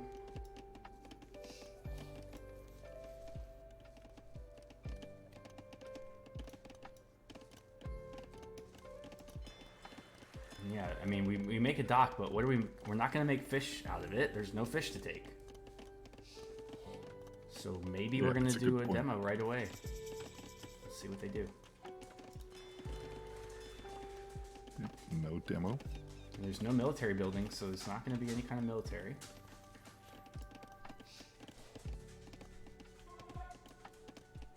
Well, I did see Scrooge went straight to double bit axe, whereas Gizmo is opting to skip the eco upgrades for now. Yep, and again, we've kind of seen that trend. The stronger players in the tournaments are getting their eco upgrades very quickly. They have very low idle times. Although Scrooge is up to 1 minute and 10 seconds here. Does have some scouts out in the field and gonna get a villager kill, I think. Nope, gonna run away first. It is Market Blacksmith for Gizmo. And there is a demo out for Gizmo as well. Fortunately, Let's just idling at the go. back. I mean, it doesn't need to show itself yet. Like, this is just fine. You don't really want to catch like 2 scouts with a demo. And he does have a spear out, so this is okay. You'd love to catch like a group of archers if those are ever coming forward, or maybe like 3 or 4 scouts. I would have loved to see him keep it inside the dock to just keep it hidden a little more. And Gizmo not fully walled, and these bills in the back that are now idle. This might actually help. Nope, he's not going to attack. Goes straight to the wood line. Oh, Nice quick walls. Gizmo with some sick quick walls there.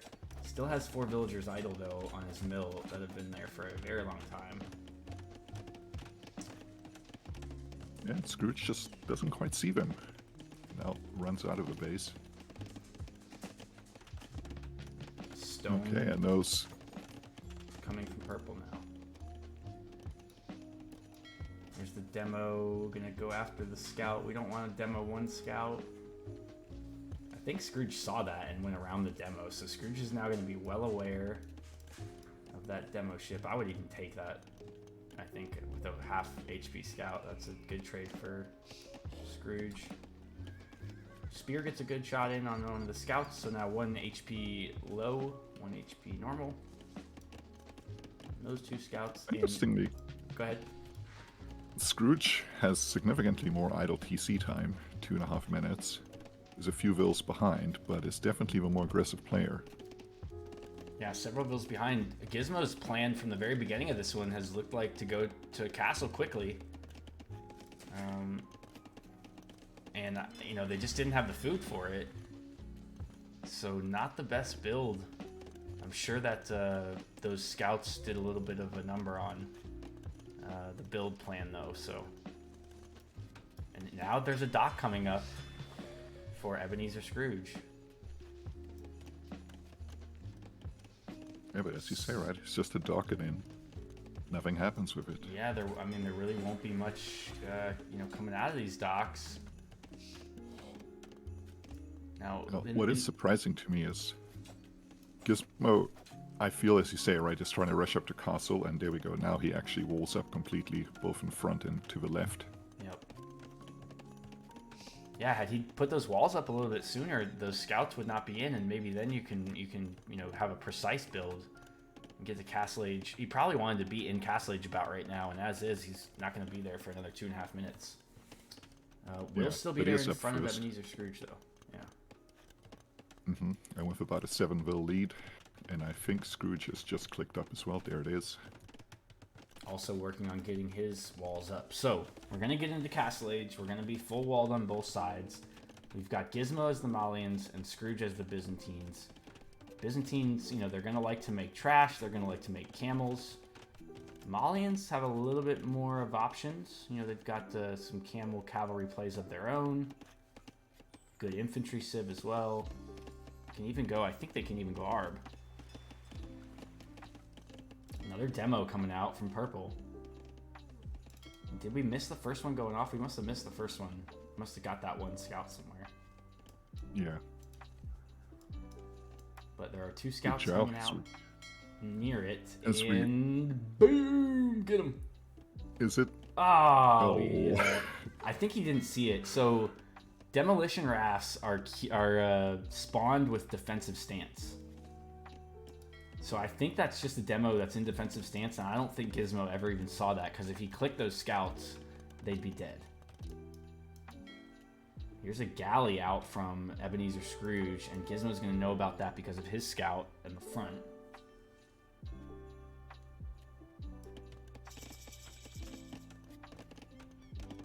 Well, Gizmo's up in castle.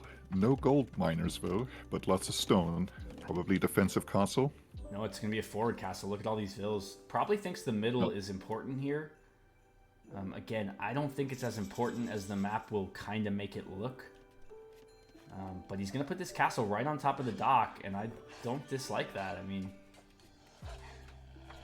nope, he actually pulls it back a little bit further. He's going to take as much gold and stone coverage as he can with this castle. I actually like it from Gizmo. It's going to make taking it's a pretty nice outside castle. Base difficult for Ebenezer Scrooge.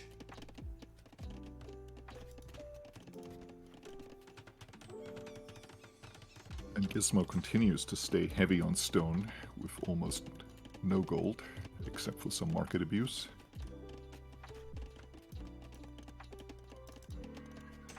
Gizmo with about I'm surprised that 14 there's no... farms. Same for Scrooge. Go ahead, man. Scrooge is, you know, after the first few scouts, quite passive here. A few knights being queued up here. Does see the castle. I think I missed a second demo ship going. Oh no, the other second demo ship's here. Don't want to miss those explosions. Second TC now coming from Scrooge at the very back on his stone, so already setting up to kind of like go into the back of his base. These galleys will find the wood line, at least the forward wood line, but Purple not gonna worry about that too much because he is on the main island. And Scrooge's Knights see that now. Oh, Demo. Oh, Demo hit the knight and didn't even kill it. And I think that was a Demo ship too. Not even like a Demo raft. Well, but that knight is not too healthy. Yeah, it's almost dead. We do have fire ships, and these are Castle Age fire ships, so the water will be taken back by Scrooge. By Gizmo, excuse me. He has one fire ship inside the dock, though. I don't understand that too much.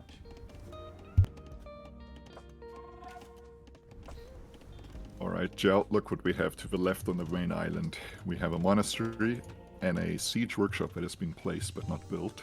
Yep, that is a monastery siege push that's going to be coming from Ebenezer Scrooge. And I will admit that this game, Mikey, has not given me strong Mike Jet vibes for Ebenezer That's exactly Scrooge. what I was thinking that too. Which has just kind of thrown my entire, guess like into confusion now. If Scrooge queues up a siege ram now, Yeah, right. it's either the brightest Mike Jet play ever to fool us all. What is he gonna make? I mean, it should be rams technically. Like that's what you should be making here. I guess mangoes would be fine, but Scrooge has gone into Castle Age military boats as well, so upgrades from the dock on both of these players. And Scrooge is going to put a TC out in the middle on the golden stone. Oh, but look at the purples. Gizmo moving forward. Another castle. How about a demo there from the Byzantine player? That'd be huge. Yeah, that would be huge. Gabetto are unique units, and they convert very quickly to monks. But we've only got one monk out, and these Gabetto are going to clear everything else.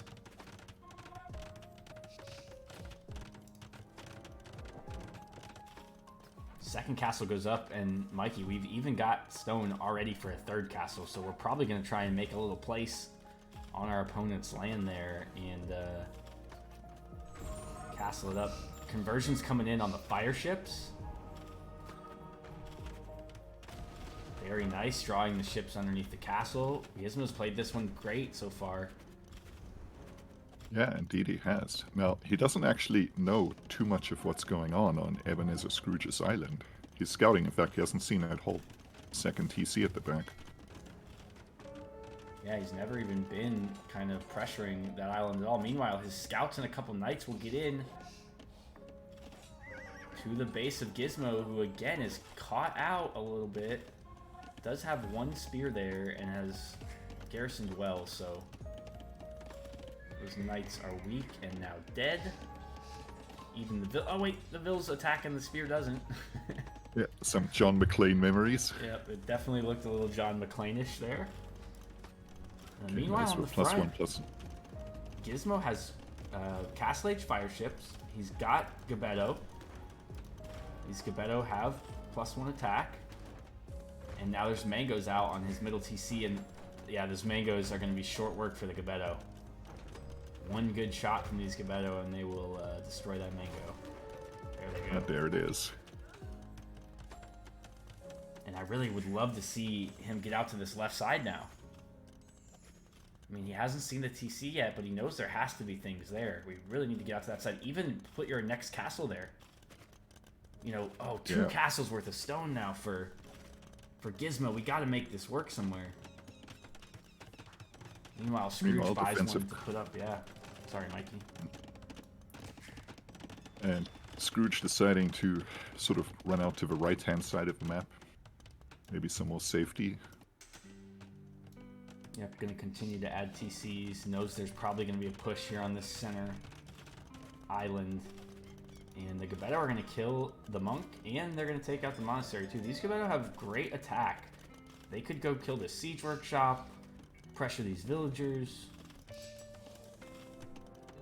And Gizmo's going to need some siege of his own. Mm-hmm. Both players have only a few villagers on food right now. Yeah, 3 and 7. Not really much thought about going up to the next stage. Either one of these guys. And the Geppetto diving the castle. Catches And them then before thinking they better die. of it. Could get around the sides though, you know, if this is a monk school student, which it's not looking like it is, then they would know if you see a castle that's blocking your way, just go around it. Especially if you got Geppetto. Fast units. Ooh, and we see trolling demos here. Patrolling demos, waiting to be trolling demos, I guess. And now we'll see the TC finally. And what's going to be our addition here? We could even go like petards. Yeah, we got petards in the castle already queued up.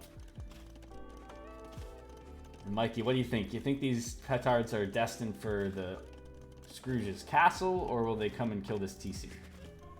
I think it's for that front castle. Yeah, I think it's for the castle too. I wish it would just come kill the TC though. Like, that's so Well, much Scrooge value. is- Scrooge is getting a bit of a rating at the back. I wish it was more than 3 knights that only have +1/+1. They are keeping Bills idle though, yeah, it's a good spot. And also Scrooge getting out to the other stone and gold on the right side of our main island. Yeah, this is the 6th TC of Scrooge. Jowser, this is definitely not Mike Jet. This is definitely a boomy type of play on what is, I think, is their home map on this Mega Random. Yeah, it would be nice to get the Rams out first, and that's what we've got. So this is a player who's knows how to take out a castle in Castle Age. Gizmo gonna start the Ram train against Scrooge's castle here. Oh, and we just missed the Knights with the demos. Could maybe debate them back with some of these. Oh, the Geppetto, take a big shot. Most Great of micro them from live Scrooge. with serious need of care afterwards. Yeah, thank God there's a monk there to do the aftercare. Castle coming down. You might even be able to like manually delete those demo ships on that castle foundation and would have deleted that castle, but we miss it now. Maybe find the Knights still going forward. Yes, and they're dead. Nice job. Gizmo No. cleans up the Knights. And he The has now demos. 10 petards in that front castle. Which is surely enough to take down a castle, right? Isn't it 5 petards per castle? He's got more than he needs. It's really unfortunate that he lost all those Geppetto, because if he still had 10-12 Geppetto and could go and take that castle on the TC right away, he would kill so many villagers from his opponent. And right now, because you're playing against the Byzantine, you gotta think that they're probably on their way or close to on their way up. He won't know that this player is so far away from the next stage. Good quick walls from Scrooge. Yep. Alright, the ram train has begun. Great job bringing monks, though, with the quick wall, or the ram train, to block these villagers from continuing to build. We've even converted a villager, and I'd love to see this villager heal the rams, or repair the rams when he gets the option. Could we convert the knight also? Alright, so And now... the other petards come. Now we need the Rams to go to the castle, right? Rams to the castle, petards right behind him. Orange is not queuing the castle to the petards, and the petards are gonna destroy. And it's down. Now remember, that was a Byzantine castle, so it took a lot more petards than usual. And I believe we've got the Geppetto are inside the Rams, so this TC is gonna go down. The monks are gonna convert the knights, and we may see our first loss of the tournament. For Ebenezer Scrooge here. Can we get this monk converted? Yes. Hop out, man. Hop out and kill this knight. Convert it. Do something. Okay, there we go. Hop out. Kill, kill, kill. Panic Castle going up from Scrooge. And I think it's a really good Panic Castle. Absolutely Yeah, a castle that was needed.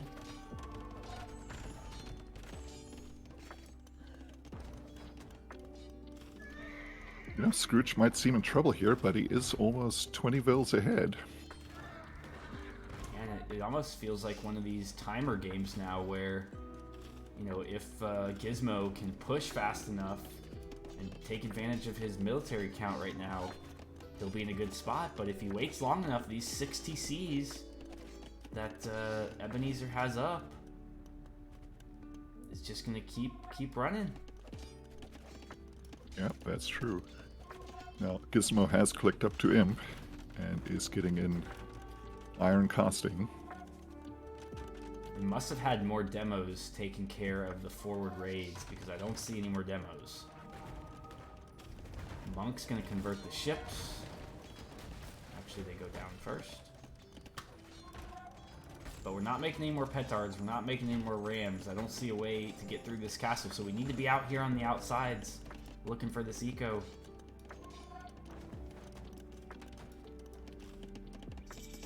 Ebenezer just showing really, really good spread of the map here. And if you're a mega random player, you're going to need this skill a lot of times because you get into a late, messy game, and this kind of ability will win you some games.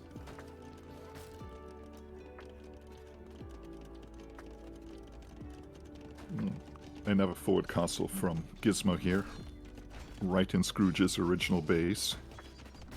I only like this castle if you're Imp first. And again, well, I guess we are Imp first, so all we need to do is make trebs now. I didn't see the Imp click from Gizmo. Yeah, this game, I mean, he should just continue to add trebs and win the game. Yeah, I mean, the trebs are out. They're just moving forward. I think what Gizmo does not know is just how much control Scrooge has taken of the rest of the map that he has not scouted. Yeah, there's even extra castles going up on both sides.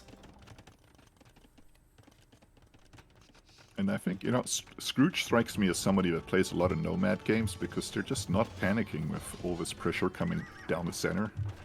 Yes, very cockroachy type of player. I say that in the best type of way. Look at the formation for Gizmo. Box formation Gebetto around the monks.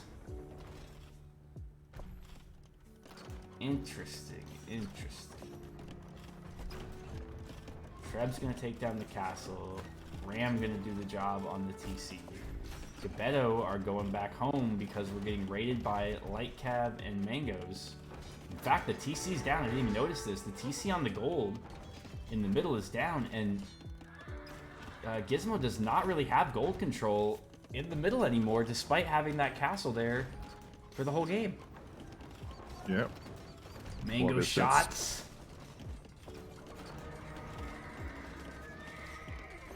Good micro from Gizmo with the Gebetto. It's a pity that Scrooge's scouts. Elite Gebetto now. 13+2 attack. And pikemen for the light cav. We need siege, really. Just more siege.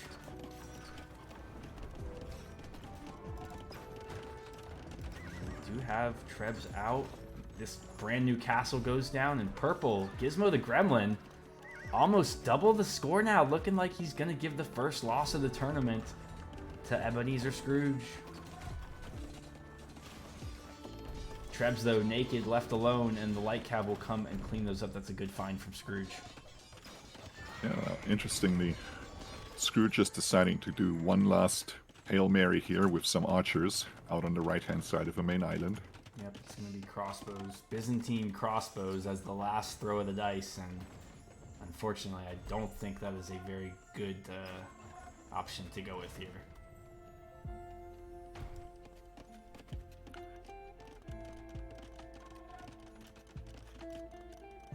Well, Scrooge is definitely giving it their all here. And they were not going to make it easy for Gizmo, that is for sure. But as these safe kind of places get there, it's going to be real tough. Ooh, Hairnux comes in with a Jow rant. All right, Hairnux, after this game, I'm going to give you a Jow rant. I got one queued up for you.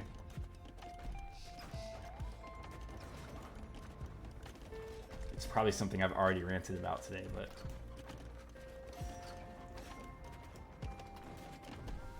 the last TC in the main kind of base of Scrooge is going down now to a Treb.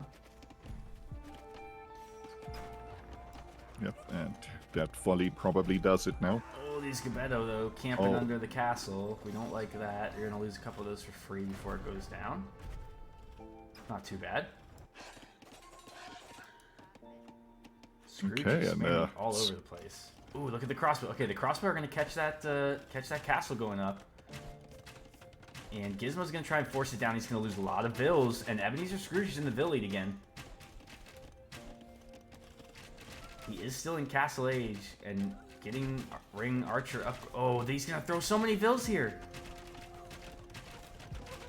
Why? This is not a necessary castle. Elite Gebetto, though. Oh, look at the range on these things. Yeah, Six Gizmo probably range. thinks that's... There we go. Game-winning castle. Man, that was almost a big throw, but he did a good job forcing it down. 12 more vills for Scrooge right now. Man, that's a rough one. Scrooge not in the worst position there. But Gizmo, very, very well played. Used the Gebetto extremely well.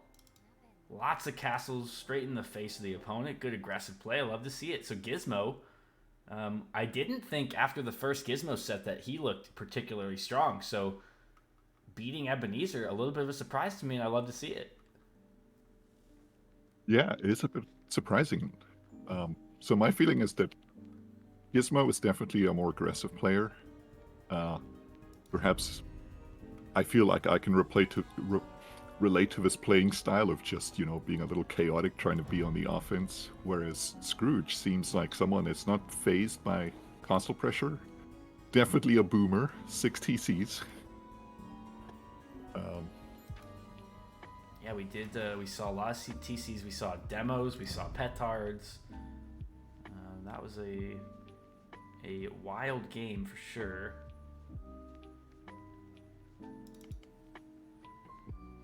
We're going to jump right into the next one, Mikey. I do owe a Jow rant, so while I'm waiting for the game to start up, I'm going to give... Who asked for one? Hairnux? I'll give Hairnux a Jow rant. Let's see. So I'm going to do an AoE Jow rant. So... This is not targeted at any particular one player, but I've kind of already talked about it today. I hate when there's a change in the game that is based on only the top 30 or 40 players and their balance that they want to happen. Not just particularly about monks. I mean, monks is obviously a big one of them, but I wish they would take more into account the people who play the game the most, I guess. So the pros would be in that group for sure. But there would also be 1,200 players in that group who just play a lot. And there'd be 1,800 players who just play a lot. And all those kind of things. So, yeah, exactly. All those other people on the ladder. All right, Mikey, I'm at 121. Okay, just give me a quick second to catch up. I am at 30 seconds. And this is, I forget the name of this map. Morass, that's right. Did you say 121, Joe? Yes, 121. Okay, I am there. Okay, in 3, 2, 1, go. Okay, Morass. This is a map we don't see too often. Who chose this? I believe this is Gizmo's home map. He's got Japanese, which makes sense for Morass. Although, I think we did see... did we see Scrooge? I can't remember whose home map this is, actually. If Azer's in the chat, he can tell us. I'm not sure if he's here today.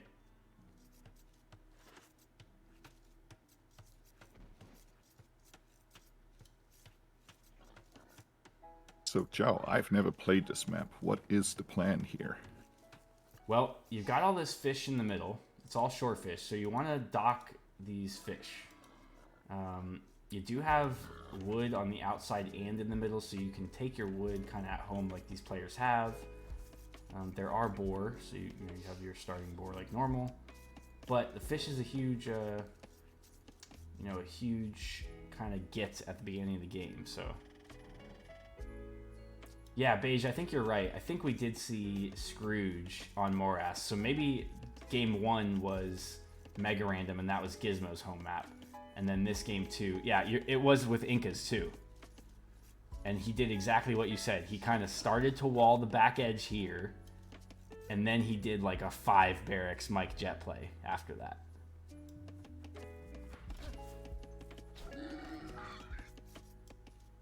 Okay, Gizmo not jumping on the TC and shooting the boar. Something I always look for.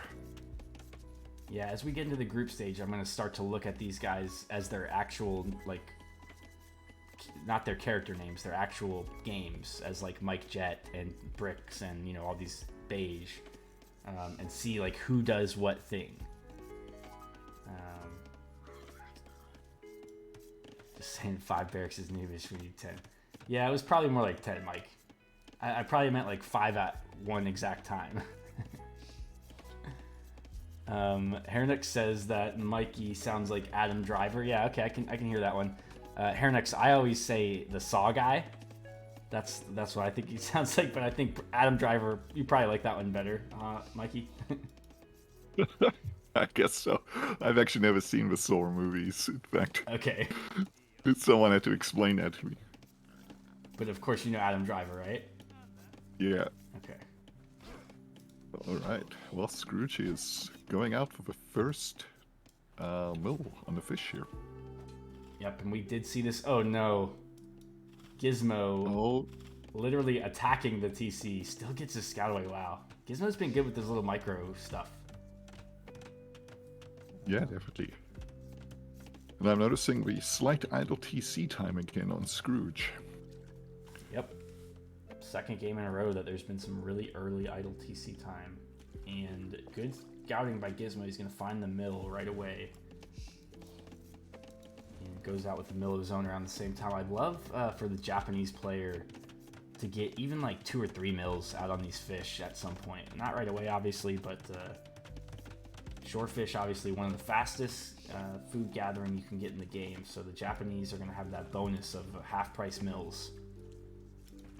And there is the barracks from Scrooge.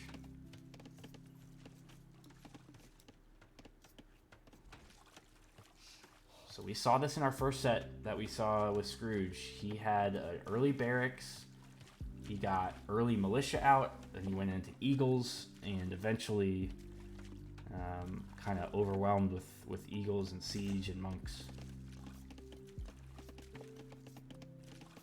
Double lumber camp from Gizmo. Okay, Beige, thank you so much for hanging out. We will be back tomorrow. Probably for an even longer stream, even earlier in the day. So we'll hope to see you tomorrow. Fetal Age going to come in right about the same time for these two. Mm-hmm. What I'm a bit surprised by is Gizmo's not really scouting with that mostly dead scout. Yeah, he found the TC, found the mill, and he's kind of hung out at home since then. Scrooge is looking for Gizmo and cannot find him.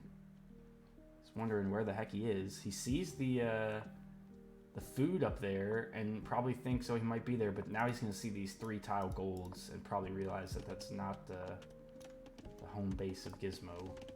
Gizmo, by the way, with militia.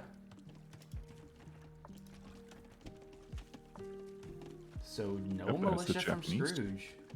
And yeah, Japanese may even be men-at-arms. And if you got Japanese men-at-arms onto this mill, that's trouble for Ebenezer Scrooge, I think. Well, let's see. Feudal hits. And there it is, man-at-arms. And he knows about the mill, so if he gets him into a good position, he should be able to kill a couple. I don't think you can dock here, Mike.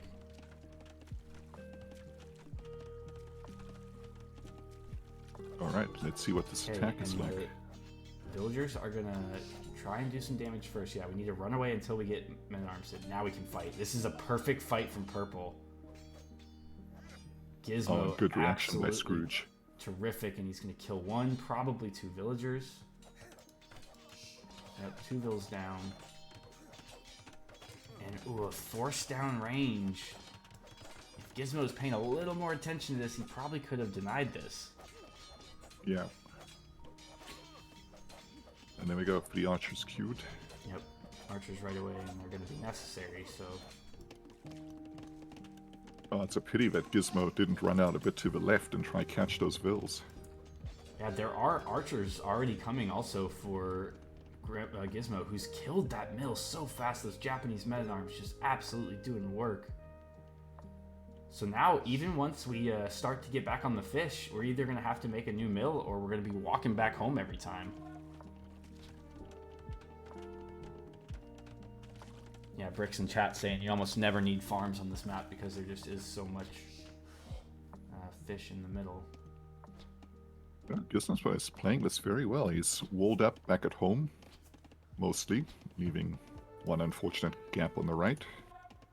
He's running away too with his men-at-arms, so he's going to keep them alive. He's going to keep the military kind of distracted of Scrooge. Scrooge coming back to put a mill in the exact same spot that it was destroyed the first time. And men-at-arms emerge from the forest to enact revenge. Except this time. How did they... Oh, wow, there's a hole. I didn't even see that little hole in there. And he's going to go wall that right now, but I think there's going to be another Vil. Maybe down. Looks like he's desperately trying to click this Vil, and he's not going to get him. Alright, and Gizmo answering with some archers and skirm. Yeah, archers and skirm into the fight, but not as many as Ebenezer has. We got fletching already there, though, from Gizmo, and defensive upgrade coming as well. No upgrades at all on the archers for Scrooge. Yeah, and in fact, no eco upgrades either, probably because of the early pressure. Yep. Meanwhile, Gizmo does have both of those eco upgrades, so Gizmo looking in great shape now. And cementing his place as one of the stronger players in the tournament. Game's certainly not over, but a good, strong position early on from Gizmo. Indeed, and I think this is a recurring pattern in this series, that the player that is aggressive first and keeps the pressure on tends to be victorious. And there's certainly a ton of pressure on Scrooge. Scrooge, I will give him a lot of credit. He's not given up this mill. I mean, he is continue to take food here. Janu, what's up? I don't think you can place docks here, Bricks, even if you take the fish. If I remember correctly, you have to have a 4-tile spot on water to place a dock, and there are no 4-tile spots on this map that are on water. So I don't think Malay docks is even possible. Harbors, that is.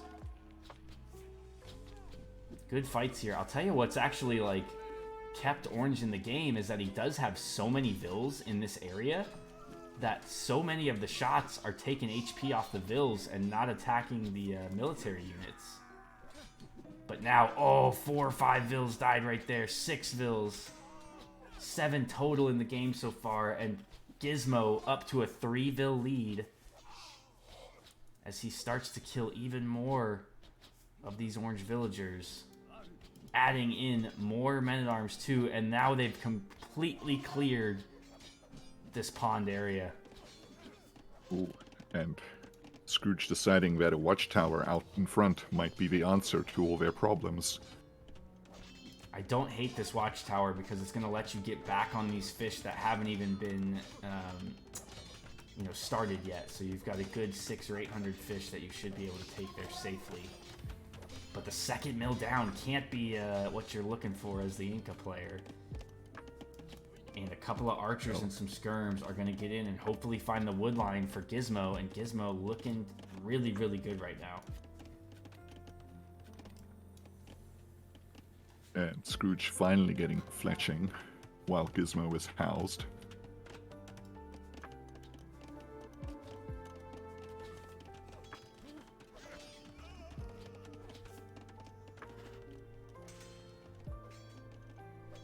Gizmo's gonna find the tower with the men-at-arm, and oh man, we could just kind of hang out underneath the tower here, and yeah, we can never fight this for Scrooge. This is Japanese men-at-arms. There is a archer coming. Yeah, And- but it's oh. not enough. Really nice dive too by Gizmo with all the skirm and archer under the tower. Orange does a good job of at least getting the villagers out of there. Yeah, I mean, 2-0 to Gizmo is looking like it is on the agenda right now. The third mill targeted by these men-at-arms, and Purple hates allowing Orange to have a mill. And if that is the case, it's hard to get food.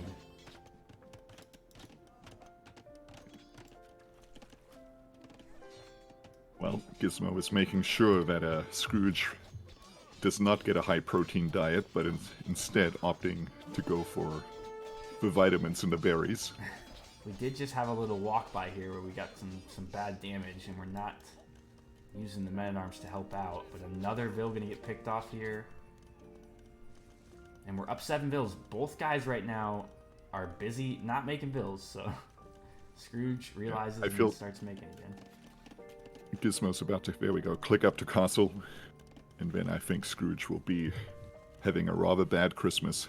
Yeah, it's really, really rough now from Scrooge, and Gizmo, as Japanese, could really do anything here. He could go up to long swordsmen that attack faster. He could go up to crossbow. He could go up to CA if he wants to. He can make knights. He can drop a castle. I mean, it's really anything he wants to do. He's got 1 Vil on stone, so he might even add like 3 TCs right when he gets to Castle Age. Fight here in the middle too. He's gonna have a decent number of military still alive when he hits that Castle Age, it looks like. And it may be light, long swordsman, because we're adding men at arms. So I don't know that I like that play too much. But we do have Gambesons with Japanese, I believe. So maybe we could see that tech that gives us some extra bonus protection from Pierce Armor. Stable coming down from Gizmo. It's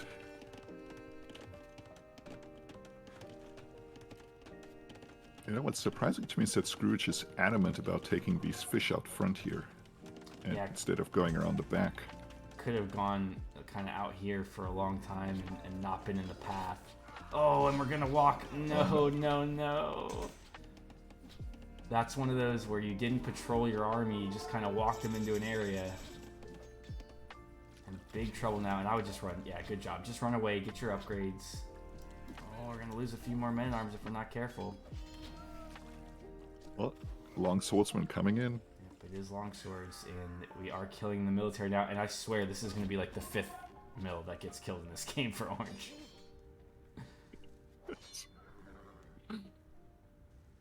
Knights. And a single knight. Yeah, that will clear up the archers and the skirmishers. Yeah, I really like a couple of knight addition there.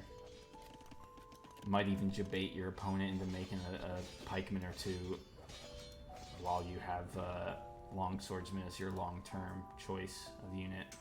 Well, Just Scrooge need is some hoping siege. to hold on. Need a forward siege, and purple should be well in the clear of this one. Oh, look at this laming of the deer. Yeah, shooting.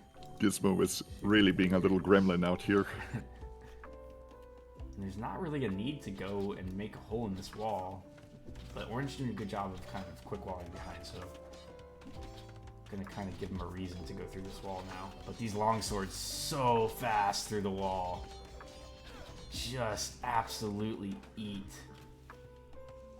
And that wall's not gonna get up.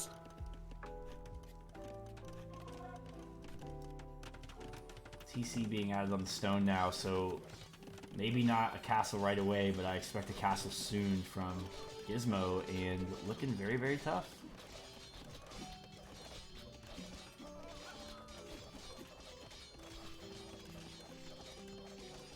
Yeah, I think Scrooge is in a bit of trouble here. But, opting to play on a bit. Whereas Gizmo, I'm a bit surprised, right? We're seeing longswords, a few knights, and crossbow now.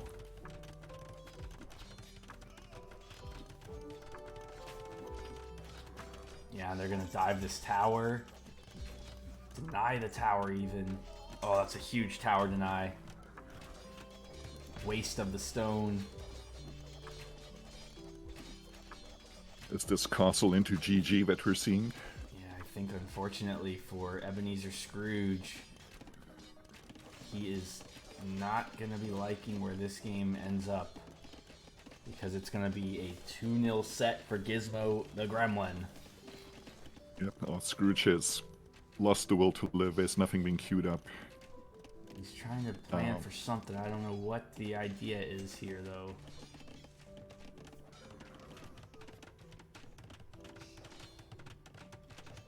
Is he making a monastery? He's making a monastery. He tries to force a monk out. Well, I don't know what the plan could possibly be. One monk is not going to do too much.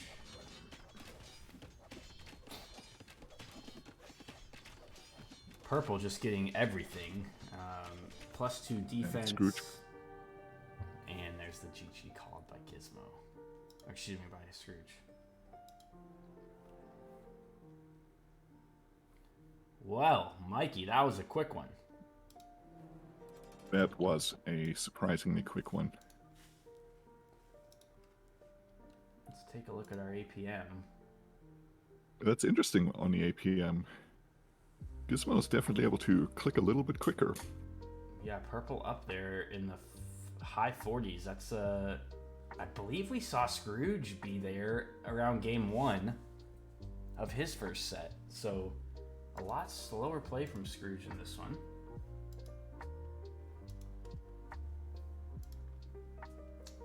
But let's go and update that set.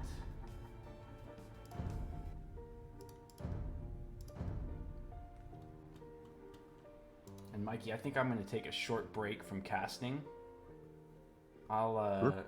keep the stream live, and we'll kind of just look at stuff for a little bit. But I appreciate you coming in and casting that one with me. Hopefully we can get you in for at least one more. Yeah, thanks for having me. Before we're done. Guys, give a shout out to Mikey. I probably talk way too much in those casts after I've cast one myself, but I'll do better at that in the future. It's still good. Well, Joe, good luck.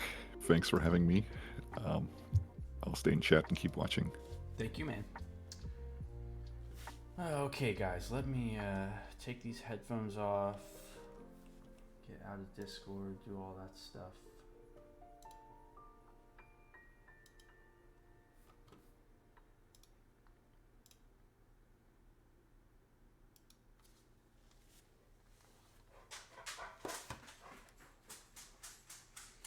Doggo gets super excited when the headphones come off because he thinks it's time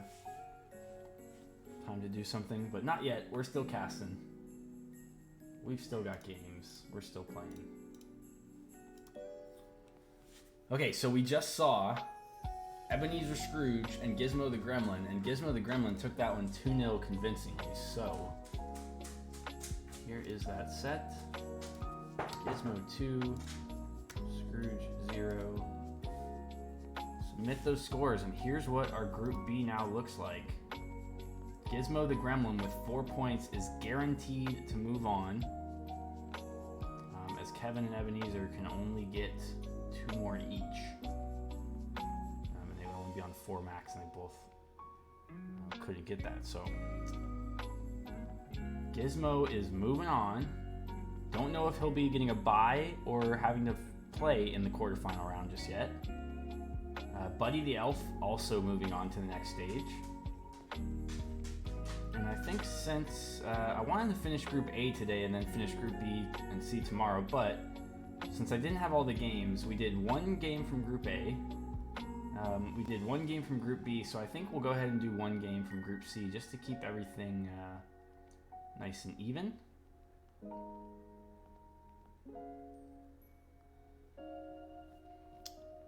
So let me take a look here what we'll find next. I do want to take a short break from casting just to maybe grab a bite to eat. Snack, something like that. Okay, but Group C we've got We could see the Nutcracker and Rudolph. I think that would be a good kind of set there. That would be an elimination set, actually. If we have the Nutcracker and Rudolph.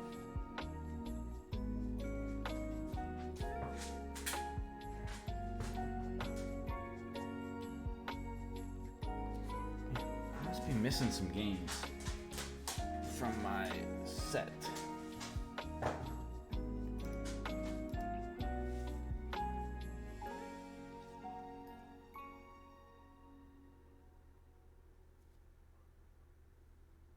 Okay, Gizmo Kevin.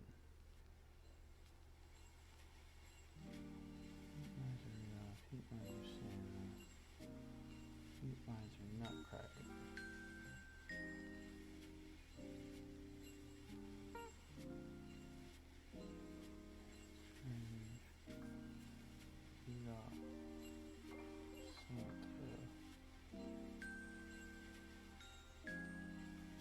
Okay, I have Rudolph Santa, so let's do Rudolph Santa. So this will be an elimination game for Rudolph, but not for Santa. However, if Santa loses both of these, it'll be very, very tough for Santa to move on, so...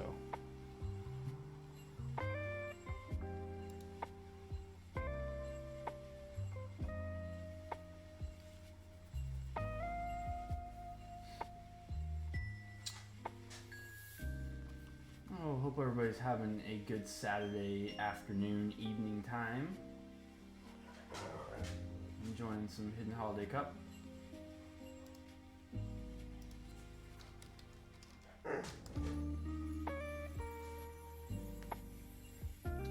I am going to take a short break, grab some food, play with the dog a little bit. I'm going to leave the cam up and show you guys the board that I got going in the back here. Kind of the same thing we can see on the groups, but maybe just a little bit more filled in. That was, let's see, that was Scrooge losing 2-0 to Gizmo, so let's update that.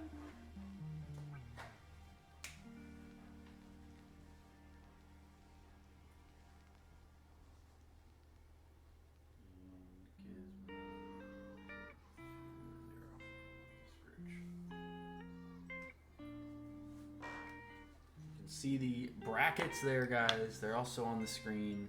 I'll be back in about 5 minutes. Just get some water, drink. See you in a minute.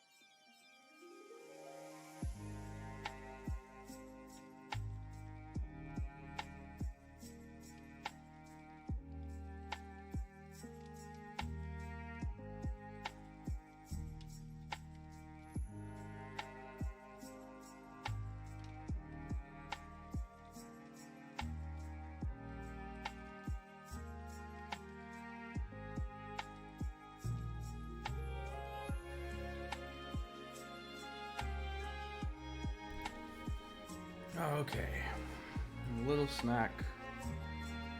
Ready to get this last set in for the night.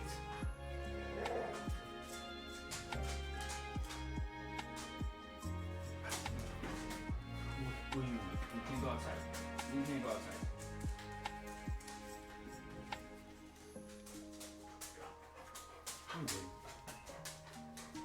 Who you do? Who you do? You can't go outside. No, you can't go outside. No. You can't. Sorry. Sit down.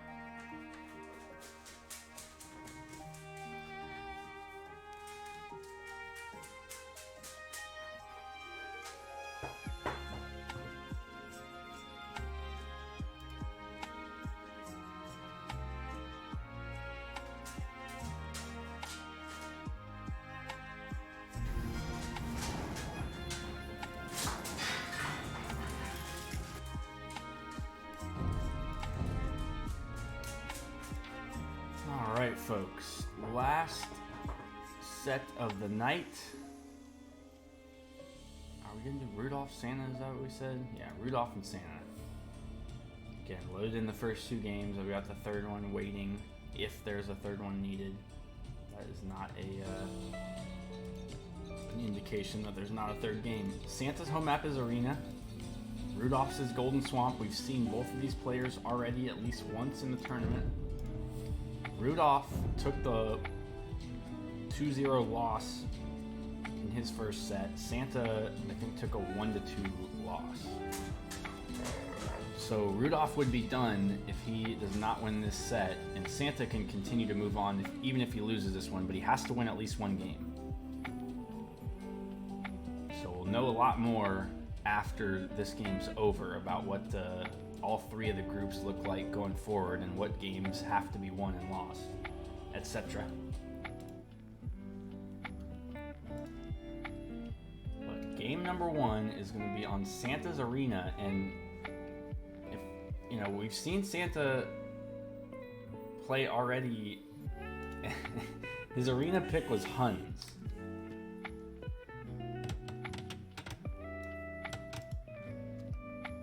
So he's played Huns once on Arena, and I think the second time he played like Portuguese. So again, it's oh no, it was Byzantines the second time. So he's playing Byzantines again. This is actually the second time Santa's played Byzantines. Meanwhile, we got Rudolph as the Portuguese.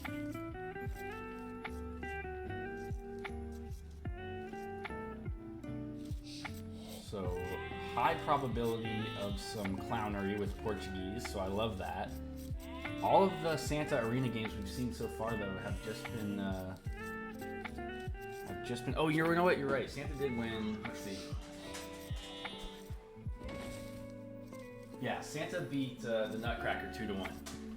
In Santa's Nutcracker game, though, it was I think that was the Huns one, and then he also beat. And then Santa lost to the Heat Miser in the Arena game. But we've seen 2 arena sets from him already.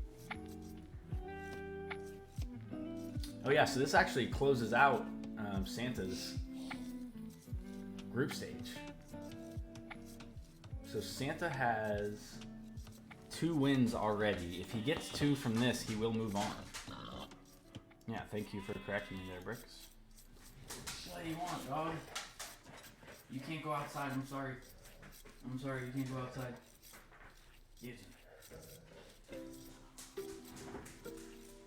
Yeah, so Santa did win, that's right, on Arena, and then the third game too was like a later kind of boomy type of game, if I remember correctly.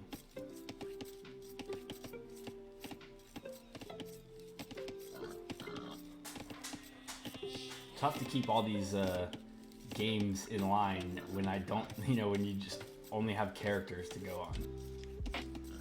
It'd be easier if I like knew who the players were. Like, oh yeah, this guy did this and this guy did that. But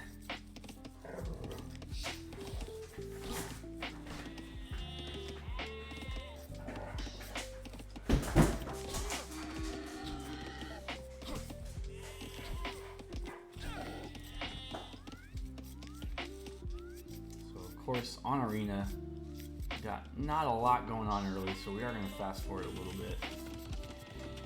Got a lot of sets to get through. Looking at the builds from both of these guys as we kind of fast forward.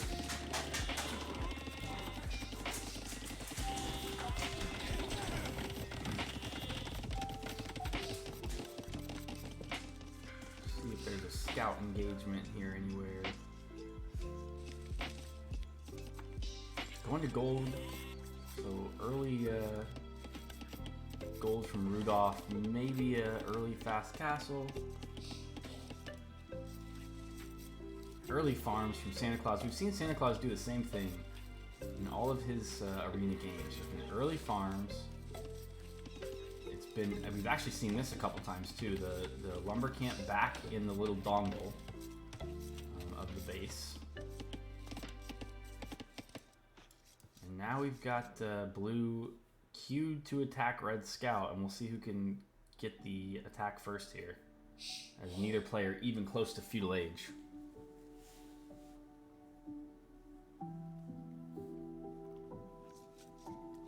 Blue leaves, so no engagement yet there.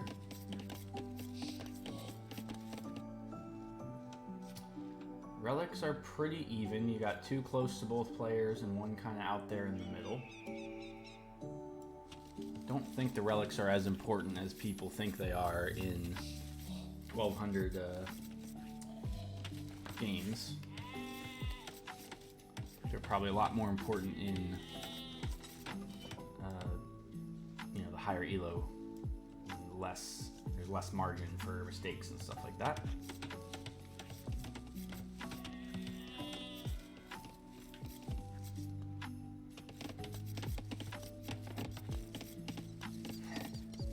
Who says everything is important. Yeah, but in like these games, you'll see like people forget like villagers for the whole game, or like, you know, they walk an army into a mango shot where they lose their whole army, stuff like that, and you don't see that in pro games. So I guess you do sometimes see that in pro games. Welcome in though, I will heal you. It's good to have you here, buddy. Hope you're having a good Saturday so far. This, of course, could be I Will Heal You that we're watching right here, or right here. He is another competitor in this tournament, along with Bricks and Mike and Hairnux and all these folks that are in chat with us. For this recorded game, we don't know who it is. Feudal Age in first for Rudolph, Quick Blacksmith, and Market. So looking to go up right away for Rudolph. Santa Claus dropping a few more farms and is not going to be able to go up nearly as fast. So I think even though this is Santa Claus home map is arena, it doesn't look like they're super comfortable with their arena build. Rudolph's going to be a little behind on food also. He's probably going to need to sell some of that stone or wood to buy a little bit of food that he needs to get up. Let's see what he does.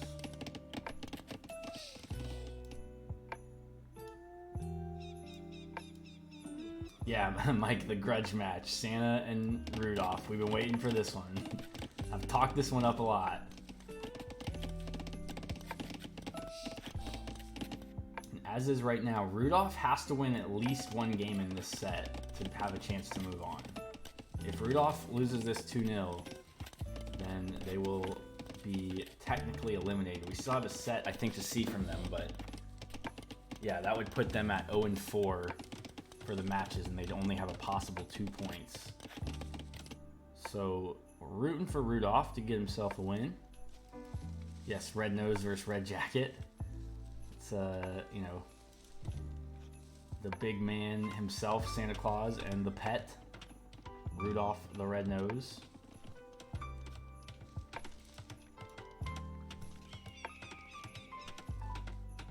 Yeah, Jade keeps saying Team BBJ, and I have no idea what he's talking about, as usual.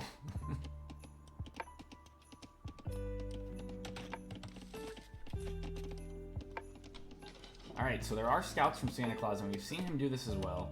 He will add scouts while going up to the Castle Age and try to secure these relics.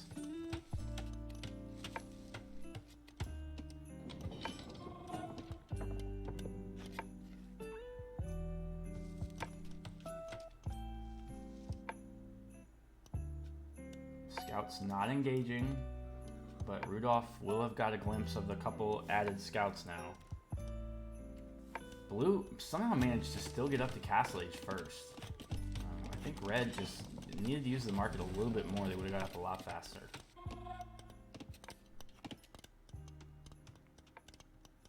Spear out now from Rudolph. I like that a lot when you see your enemy is already 2 scouts out in the field.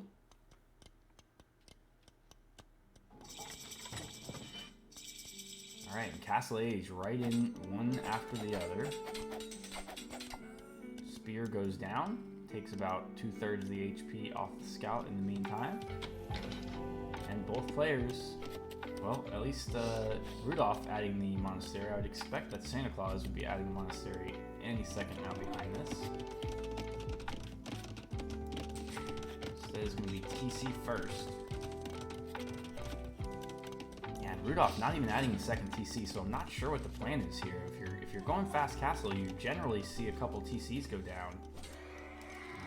Spear's gonna come out and kill 2 scouts though.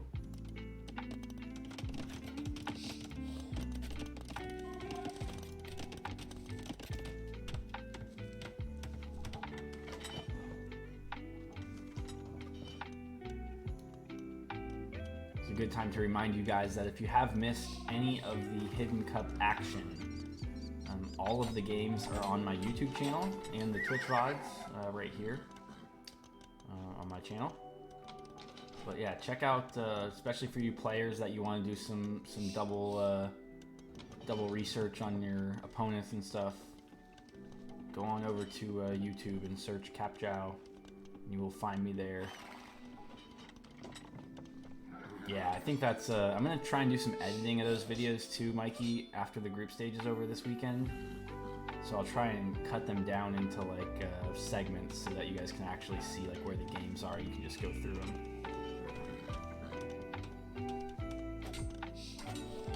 Yeah, I don't anticipate doing too much else on the YouTube channel, so it'll probably just be focusing on any tournaments and show match stuff that I do in the future.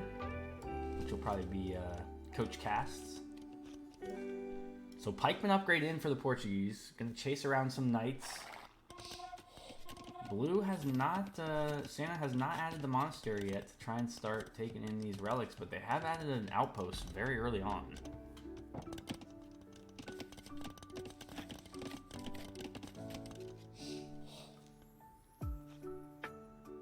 And Red is working on getting these relics into the base.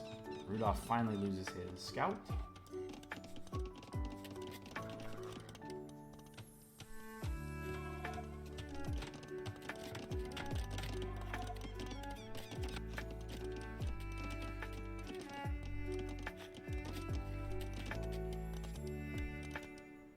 So the knight's out. Good protection around the map so far. There are some pike out though, allowing these monks to grab these relics.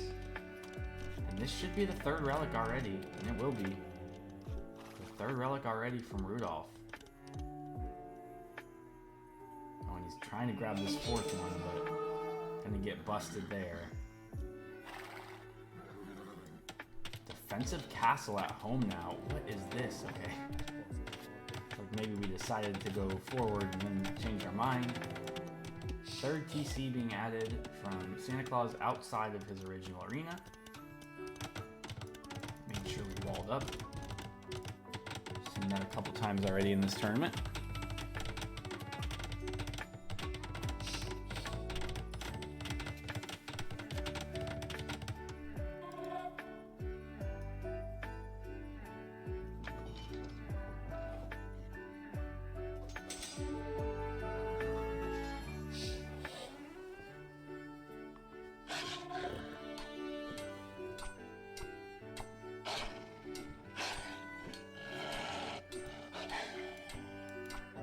Wolf on Pikeman action here. hopefully going down. Alright, so Portuguese has the castle down. The villagers have been kind of idle since that happened. That's unfortunate. 7 villagers not working. That's a big chunk of your eco that's not doing anything right now, Mr. Rudolph. Lots of pike coming forward now. Maybe even able to destroy these outposts while gathering in these relics. We're going to get all 5 of them if we're not careful for Santa Claus. And 5 relics can be dangerous. Santa Claus just now getting double bit in horse collar. Maybe that was something we forgot. And if this fight happens... Good job by Santa recognizing that and getting away. Siege Workshop out for Rudolph. I'm surprised we don't see any organ guns yet. Here, 1 conversion and 2 conversions coming in. And Rudolph has taken back all of the map control now. The knights are his, the pikes are his, these relics are soon to be his, these outposts are soon to be gone. And now all of that work that Santa Claus put into controlling the relics in the middle of the map is kind of wasted. However, he does have a 13 villager lead. He's producing from 3 TCs versus 1. And Rudolph is done producing villagers, but Rudolph has clicked up to the imp age. So this is going to be a classic case, guys, of can the Portuguese player kill the Byzantine player before he outbooms and gets into enough military. What do you think? I think, you know, at a lower elo, it's always hard to do an all-in and actually finish someone off. So I think, especially with Byzantines being a very good defensive civ, I think this is going to be really tough for Rudolph to pull off, but we'll see what kind of player he is. If this is a strong, aggressive player, they might be able to do this without too much trouble. Organ guns being added now as well. So we'll have organ guns. We will have likely trebs. We've collected more res. We're going up to imp. It looks like a good situation.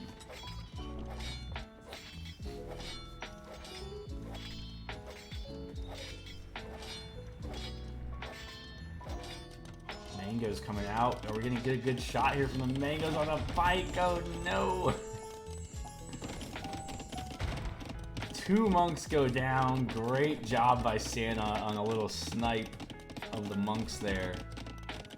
I'm not really sure. I guess he knows that the, you know, the organ guns are an option for Rudolph, and that's why he's preparing these mangonels. He's also got a couple knights in the stables. Map control completely to Rudolph, though, and Rudolph could very easily buy himself another castle, and I think a forward castle with your imp is just great here. Santa Claus floating 1,800 gold, and you can see, oh crap, relics. Oh, because, okay, they must have forgot to not put standard on, but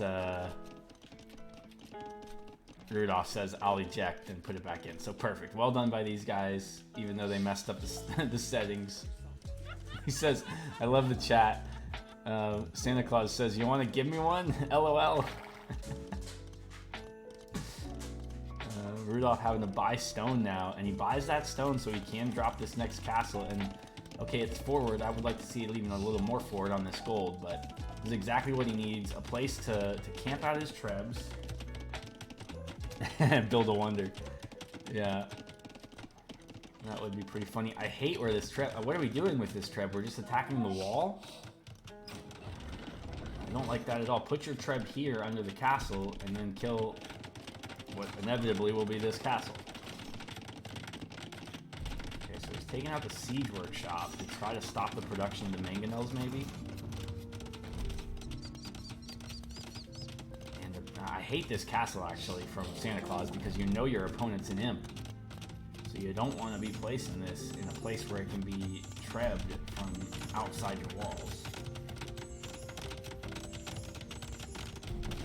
Siege workshop gone. These 2 trebs are now going to have to pack up and move over here. Don't know if red yet sees the castle, and he doesn't. So, doesn't yet know about it, but we'll soon find out.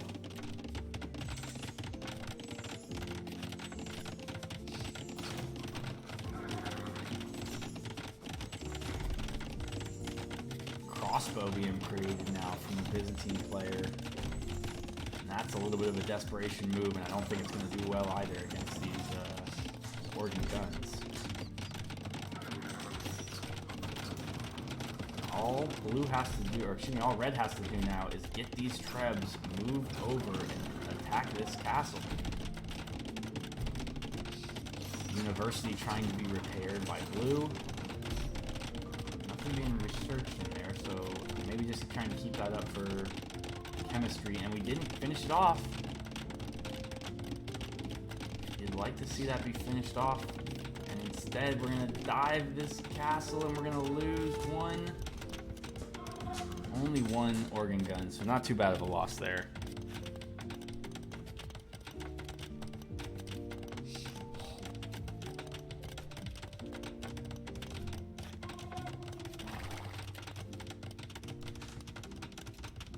Alright, finally we're getting the trebs moved over. We are creating 2 more trebs. So 3 to 4 trebs will be attacking this castle very shortly. But we are in imp. And all the time that we've kind of wasted out here from Rudolph with our early imp, we haven't done anything with it. All we did was kill 1 siege workshop. We may end up getting this castle knocked down. Blue has to desperately try and repair this. He has to keep this up and at least get maybe 1 treb out. I guess he could get chemistry. Fortified wall and ballistic both coming in, as we do know that we've already seen these crossbow. Desperately trying to keep this castle up, and it is a Byzantine castle, but I don't think it's going to stay up under the 4th treb when it comes out. We've got 3 out right now. This 4th one not working. And even more bills now thrown at the castle, trying to get this 1 trebuchet created. I think 1 more volley though is going to do it, and the treb is not going to come out. Oh, we're so close. This treb is maybe going to make it. Oh, the treb just missed. Yo, Takey, what's going on? No, so there's not no relic victory allowed. He's just gonna bounce out the relic if he has to. Yeah, there you can see he let one out. Just saw the Rudolph movie. What a coincidence! Yeah, what a coincidence, man. All these. I have a feeling you're about to see a lot of these movies in the next month. You'll see a lot of these characters, both if you're watching the cast or not watching the cast. Ooh, this could be huge. Okay, he wants chemistry for Bombard Cannon, and he no longer has a university.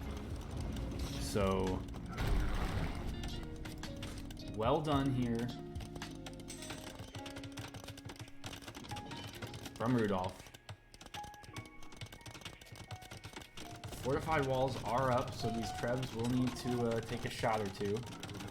Yeah, they just made a mistake on the settings for the game. It's not supposed to be setting. It's supposed to be conquest. But smart enough these players are that they didn't let that ruin the game for them. They actually talked about it in game. Blue said, "You want to give me one, LOL?" And Red said, "Nah, I'll just eject one. Thank you, though." So walls, quick walls coming down, trying to keep the knights out, and actually do a really good job. The trebs just need to take 1 shot there.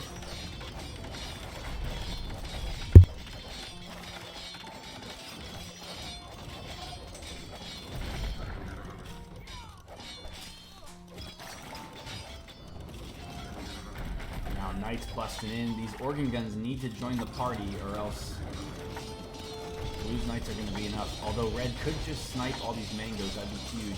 Great engagement though for blue. Mango's going to snipe some of the pike.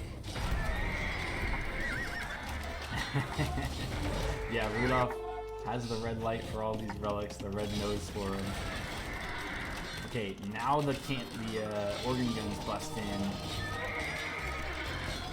And it's absolute mayhem here after a kind of slow developing arena game as we're used to. All these Trebs gonna walk in and Santa Claus is in big trouble. Looking to solidify some of this map out to the right as he's gonna lose a lot of his eco here. He does have double the villagers though. It's 124 vills to 68. And this is exactly what I was talking about. Is Rudolph going to be able to come in fast enough and finish this game off? Or is Santa Claus going to be able to make his overwhelming villager number count for him? He really just needs to get military out now. Just tons and tons of military. Collected 7 or 8k more resources in the game. But Red doing a really good job. Floating a little bit too much wood for me. Both of these guys are actually. And if we look at the market, I bet the prices are pretty good for wood. Oh no, they're actually terrible, so these guys have already been doing their trading.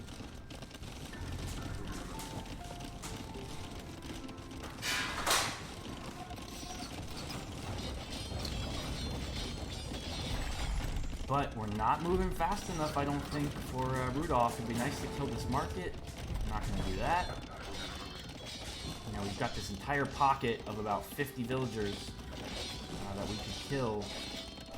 Maybe 40 villagers down here that we can kill if we get to them.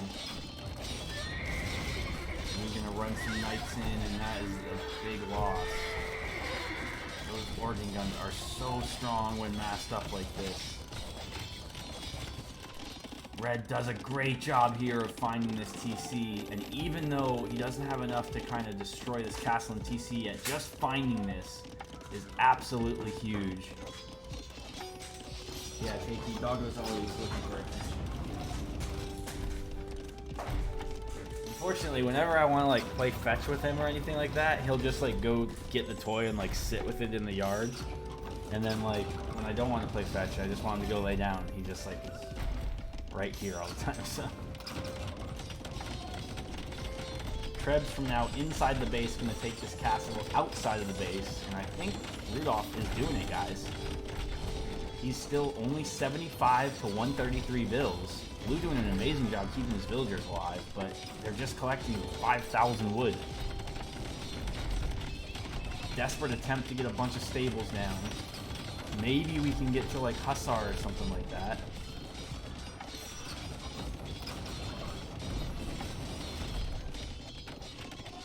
These knights are still here. Just kind of keeping an eye on the wooded area. All we need to do now for Red is get these Trebs into the TCs. He doesn't see... Okay, he does see these areas now. He's moving one Treb that way. These Trebs need to get over here now.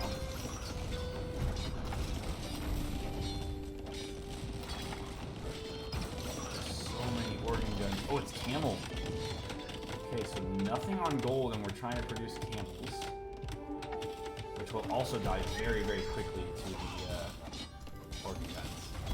Yeah, Blue is going to run out and maybe try to attack the Treb, and the only thing that dies worse than camels to organ guns might be villagers. So these villagers absolutely gone. Goodbye, RIP. This TC is now under attack. These stables are now under attack, but this gate is Blue's gate, and these are not protected, and these organ guns are way out of position. We do have a couple of monks there, but we should lose all our Trebs, and that is a huge amount of time rebought for Santa Claus. Monks coming in, gonna get some really nice conversions.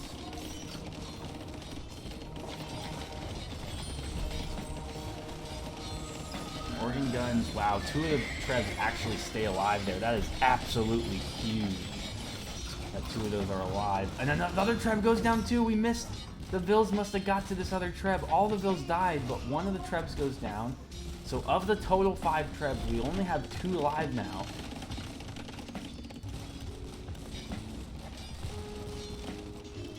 And Blue's gonna try and mass some camo. We don't have any gold though. We don't have anywhere to get gold, and that's a big problem now for Blue. We've got all of our main gold sitting out here.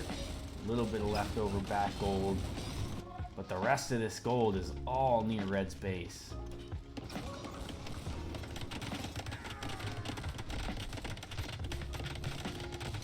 Santa has everything he needs really here. Moving these Trebs up to kill this TC would be huge, but he's doing it with the Organ Gun, so that should be fine. Treb trying to kill the Fortified Wall. Fortified Wall has actually been pretty big in this game for Santa Claus. However, he is now down to 77 bills, which puts us dead even almost on bills, and the military number is just overwhelming. Still, for Rudolph, he has barely lost anything in this game. 135 kills to only 49 dead for Rudolph. He's looking really, really strong here. And this is a Rudolph player who was 0-2 in his first set against the Heat Miser, who looked like a strong player. So Rudolph looking very, very good here. Movable, welcome back in, buddy. Yes, you'd say sell some wood, but there's no market. He just added back this market, and the wood prices, you can see 1,300 wood for 14 gold is what they're getting right now, so. He does have a lot of wood, but he just sold a lot of it, and he's making rams. Okay, cap ram. Not sure cap ram is going to really do much. But Red, I mean, what are we doing, man? This army has been sitting here so long that there's not even like a building in sight. What are we doing? Let's get into action. These have been sitting here forever. These have been sitting here forever.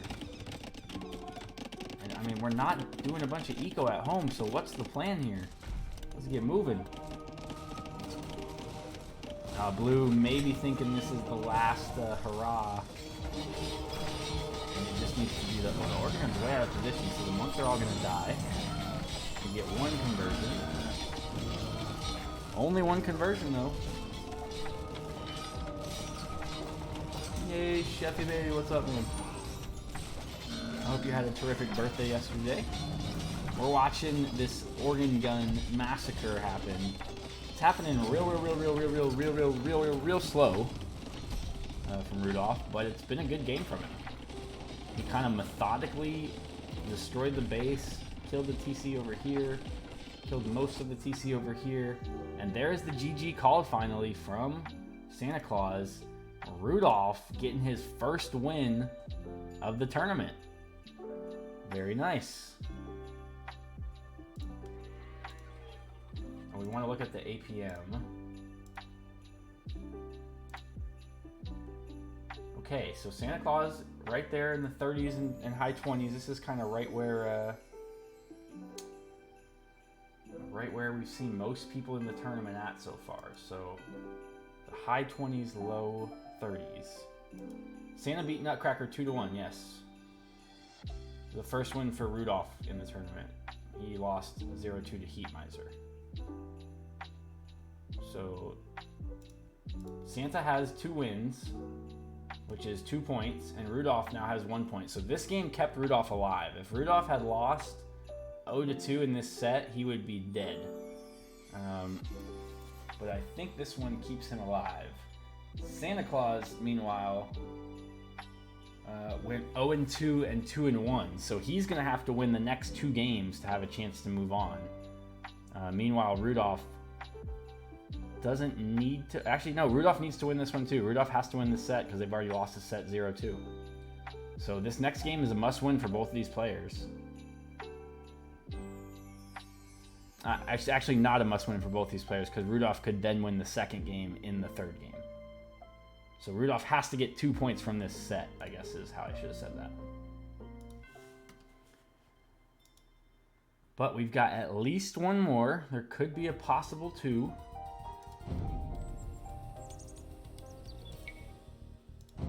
And this one is going to be on Rudolph's home map, which if I remember correctly, I think it's Golden Swamp. And I think they lost the last time they played on Golden Swamp. Yeah, they did. They lost to Heat Miser last time on Golden Swamp and didn't really look all that much like they looked super comfortable on their own home map. So I think some of these guys might have like debated themselves picking home maps that like aren't ones that we would think they would pick, and now they just have no clue how to play that home map because it's kind of looked like that for some of them.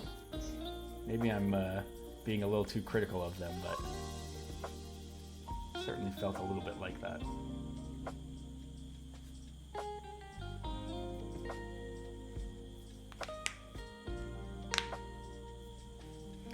Yeah, you know, Hairnux, I love Arena because there's all the, like, ability to clown on Arena. But we haven't seen any Arena clowning, really.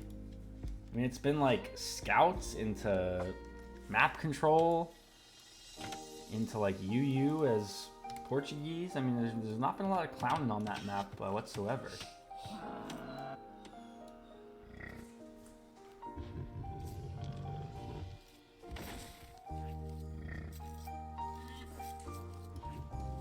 Golden Swamp, of course, you got a lot of food.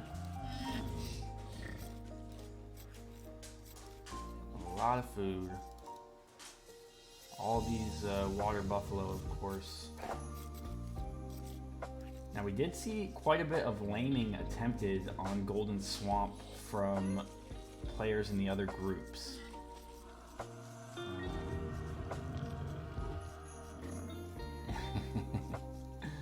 Hairnex has continued to do a great job of keeping up the mystery of the tournament.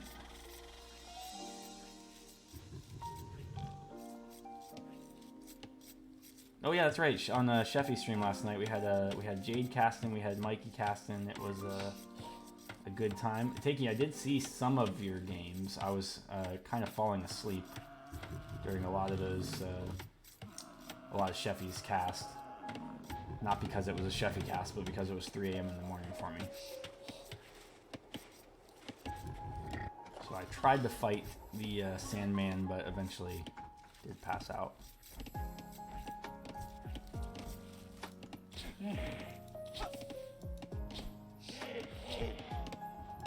Bill down. Santa Claus loses a bill.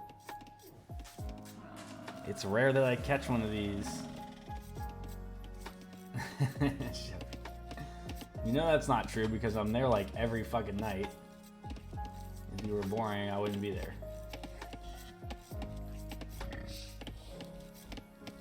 Open map practice. Yeah, everybody's got their thing that they're strong at or that they're weak at. Come here.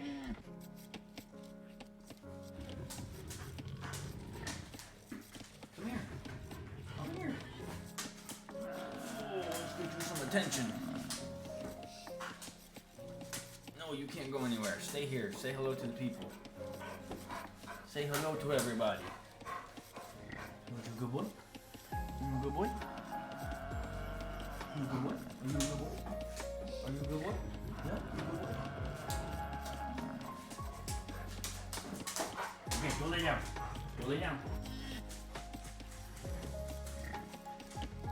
Okay, Doc coming down first from Rudolph. This is his home map, so we should know that Docs are important here. Although we did see earlier in the day, Docs don't necessarily mean that you're going to win this game. Kuman steal situation is a technicality I won. No.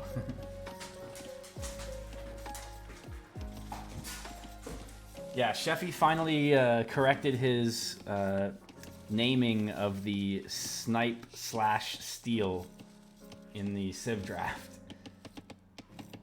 Sheffy notoriously has called stealing a Civ sniping a Civ for years, and it has left its mark on the community, who now is severely confused when I tell them that they have a Civ to snipe.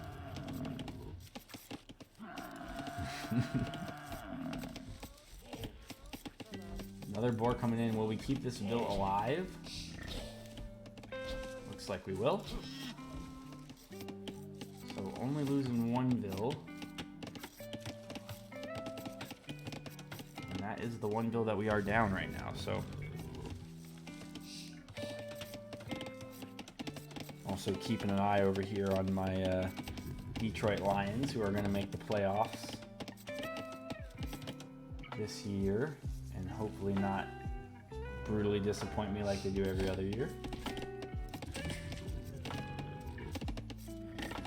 Yeah, good TC idols from both these guys. Just as we say that, Santa Claus picks up a little bit more. And that's because he's housed. So not because he wasn't producing villagers there, though.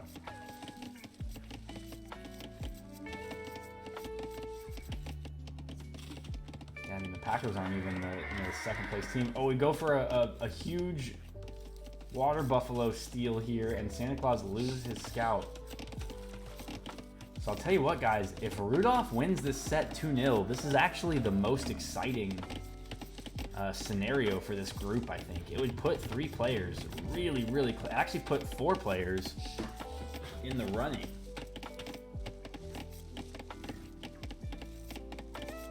Yeah, Santa would need to win this game, I think. If Rudolph wins this game, I think that eliminates Santa. Yeah, because he would just have 2, so I think that would eliminate Santa if he were to lose this one.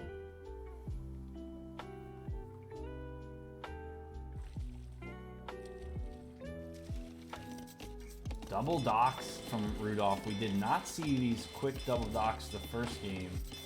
But man, we're going to feudal age. We have 2 docks up and we're not producing boats. Maybe the idea is to get like mass galleys out. But you could be making fish right now and be 4 or 5 villagers ahead by the time you get to the next age. Santa Claus not making any dock at all. Gonna go strictly with land military.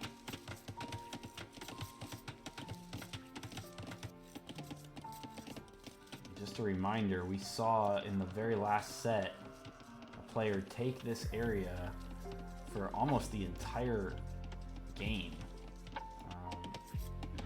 Not get away with it, so.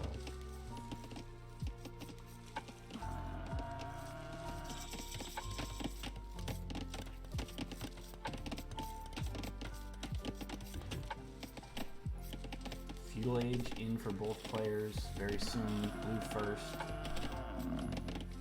Blue looming after feudal age comes in. That's what gave him the little bit of advantage on the way up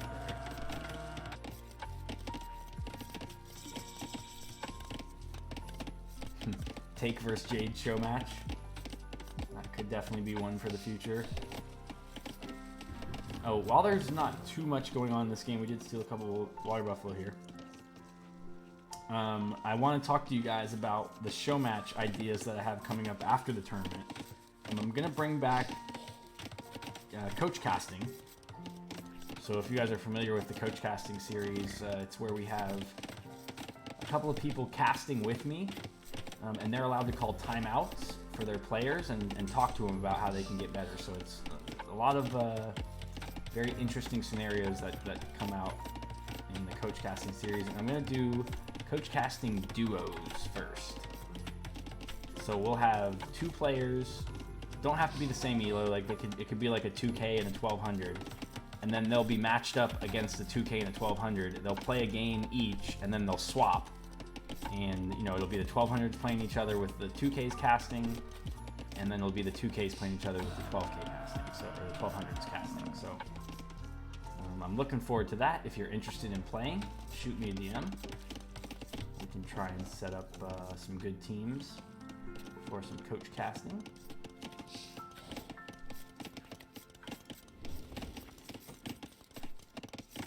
Walls coming up from both of these players, although the red wall is not finished, and you might think that this one is.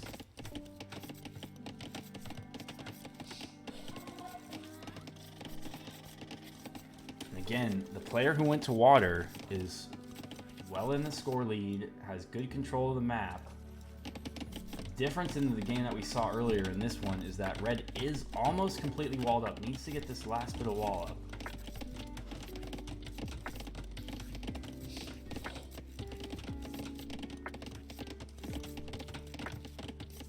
Yeah, so the idea behind the duos, guys, is I would like to get like an elo discrepancy. It doesn't have to be like 2K and 1200, but so like Bricks, if you wanted to play in it, I would appreciate you finding a partner or coach or whatever in it that is like either way higher elo than you, or maybe it's like, you know, 800 elo or something, and then I'll find your opponents accordingly, you know. All right, the dock is finally coming down from Santa Claus. It is a very late one, and to be honest, red has made no footholds in this game because of these docks. I mean, if we added fish, these would have been huge. We've only had 3 fish, and it's not too much. Love all the show match options in chat. Of course, those are a long ways off right now because we've still got like, I think like 10 more sets to cast before this tournament will give us an actual winner.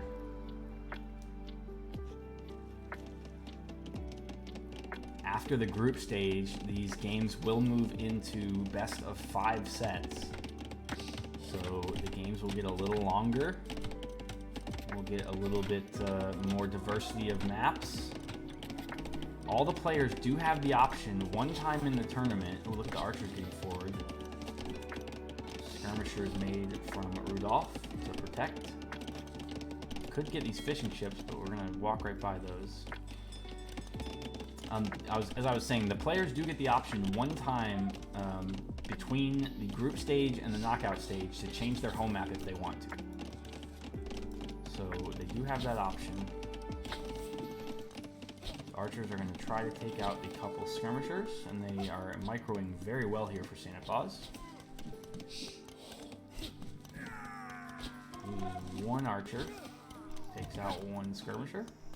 Second skirmisher goes down. And this is where, like, when you see archers and stuff coming, this is where I'd love to see a demo. Like, this map is almost exactly the same as the last one, where the army is going to, like, path right here. And just, like, boom, demo. Would be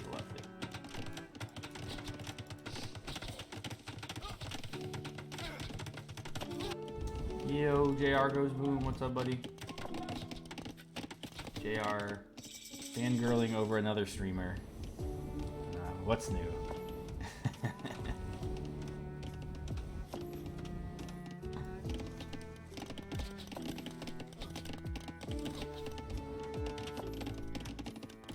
Anything coming out here from...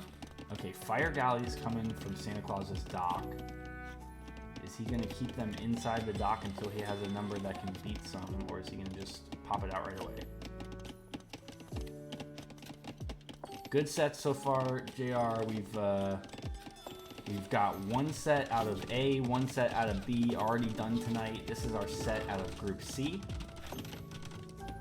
We will finish up all of the groups tomorrow. Haven't eliminated anybody yet today. Of course, we already knew Snow Miser and McLean are out of the tournament, but if Santa Claus does not win this set, he is gone, because we've already seen 2 Santa Claus sets. Even though he did win the set against who did he beat? Nutcracker. That's right. Santa beat Nutcracker 2-1. If he doesn't beat Rudolph, he will be out of the tournament.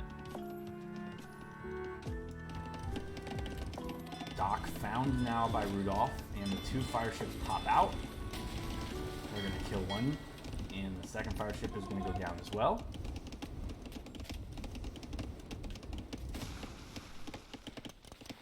And now, blue has the water, well, doesn't quite have the water. Oh, and Rudolph's got a demo and a fire ship in the dock here. He's upgrading to war galley, so the water is definitely going to be taken by Rudolph. Castle Age just now coming in from Santa Claus.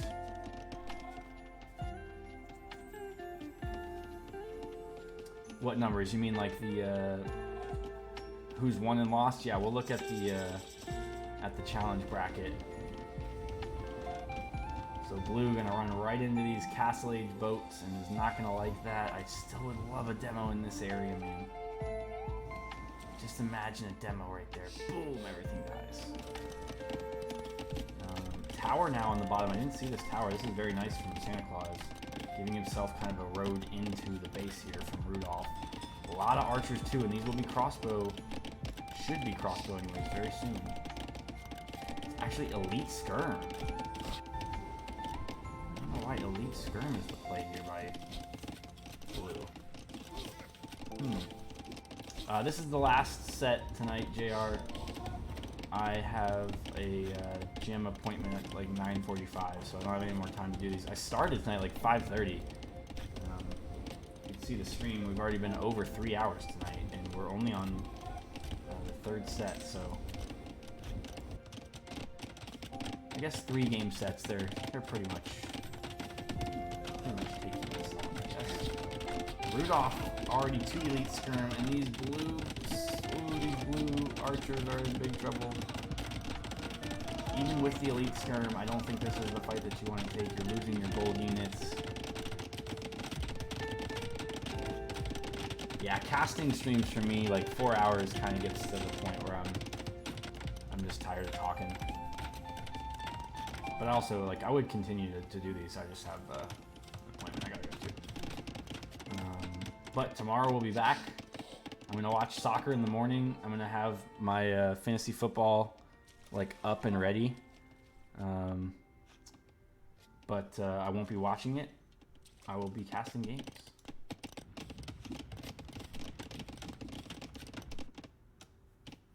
Blue has done a good job too of keeping these 2 archers on the middle just to make sure that red hasn't gotten out. And that's really what red needs to do is branch out. Yes, Arsenal plays tomorrow against Brighton. That's my team, Arsenal. And then there's a big game between Liverpool and Man United. There's a lot of talk that Liverpool is going to absolutely smoke Man United, and it might be the last game for their coach. So, possibilities tomorrow morning in the Premier League. But after that, we'll get lots of Hidden Cup. I'm going to try to not overlap with the Apartment Cup at all. So as soon as the last sets are played in Nilly's Apartment Cup, I will probably fire up and start, and then we'll just go until we're done. Since we got 3 sets done today, we'll have 6 sets total tomorrow. We had 9 coming into the day. I'd love to see a redock. It's another thing we haven't seen on Golden Swamp, like redock up here, man. Then all your fish, instead of having to come way down to these docks, you can get all this stuff up here. Yeah, Brighton very solid. I hope they lose tomorrow by a lot, you know. Being an Arsenal fan, but yeah, they've been fun to watch. Good mango pop out by Rudolph, gonna kill the aggressive mango and probably the tower. All he has to do is dive this tower and repair it, man. What are you doing? Rudolph being very defensive here. Killed the dock, and the villager is gonna run out to the middle, but the ships are gonna see him and probably kill at least 1 vill. Yeah, 1 vill down, and now we're gonna know about it too. So 2 vills are gonna die, and we know that they're out here. A chance that we didn't see that, but a better chance that we did see it.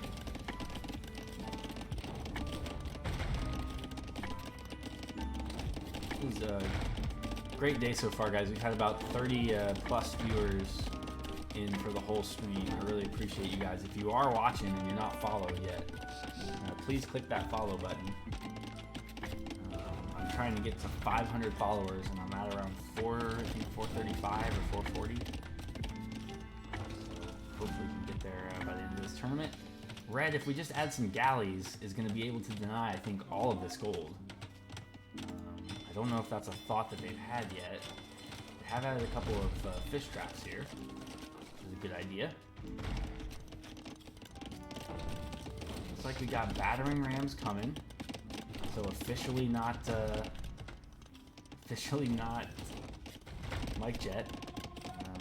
Yeah, Takey, I don't think I did a very good job. I obviously was like very surprised and like flustered that T90 raided with like 1,800 people.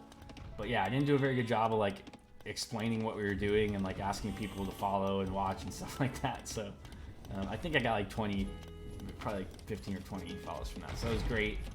It was cool to have, you know, to be at the top of the AOE category and all that kind of stuff that we were in. And I think even like an hour or two later, we passed on like 700 people or something like that to Salem's for 1v1. So it was really cool to get 1,800 and then to keep like a couple hundred of them around was awesome. We do have a patrolling demo ship here. Blue's got a nice little spot though to press from here in the south. Rudolph, however, is with the Italians, got to imp pretty fast here, and could be making trebs, is making trebs, and that's going to allow him to push this south position out of there very fast. We have added the galleys. This is what I wanted to see. With the galley addition, this blue TC in the center is going to be almost a negative play for him. He's just going to have so much idle there, and we've even got condos now. Rudolph given some heavy Gunner Gates vibes here with the demo ships, the Golden Swamp, and the condos.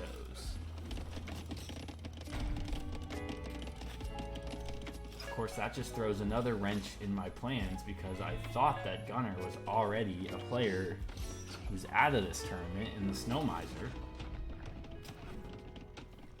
But this is what you're supposed to do on your home map. If it's Golden Swamp, guys, is you take the swamp, you surround the middle, make it almost unworkable here, and the condos now are going to raid, and Imperial Condo against Castle Age anything is pretty good, but Castle Age Villagers is even better.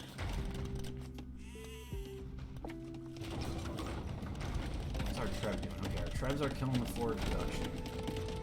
It's Elite Skirmisher. We still haven't even clicked Crossbow for the Tatters.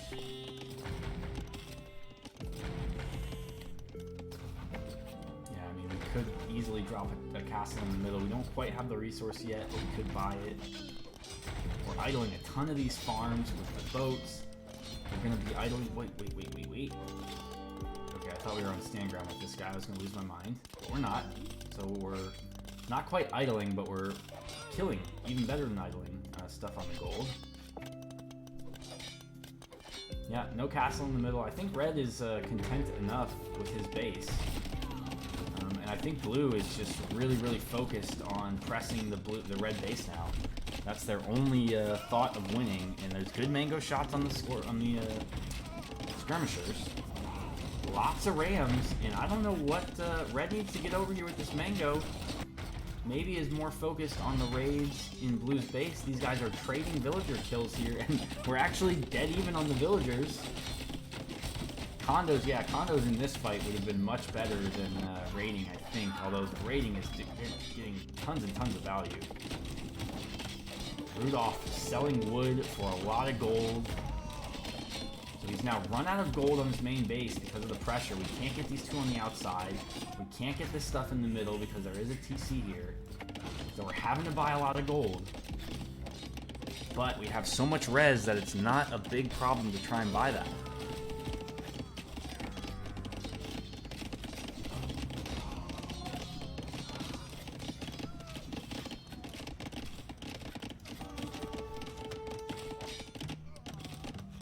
Santa diving a little too far.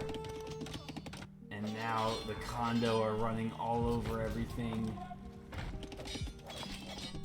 And it's just Skirm and Crossbow, and Skirm and Crossbow against condo is not the units you want. This TC may be the last thing going here for Santa Claus, as there will still be condo constantly raiding this. Now the mango's out here going to kill a couple of its own condos. This mango's going to have more kills than most of Blue's army did in this game. Oh, and there's the castle. It's not going to be a middle castle. We don't even get the chance for it. We get the resign into, I'm sure, GG. Instead of the GG into resign. But well played by Rudolph. And this group C, it's the group that I thought would be the spicy one from the beginning. It is the one that is the most confusing at the moment. Lower APMs for both these guys in this one than in the previous games. But wow, so a 2-0 for Rudolph after taking a 2-0 loss to Heat Miser earlier in the tournament. Let's take a look at our challenge brackets, guys.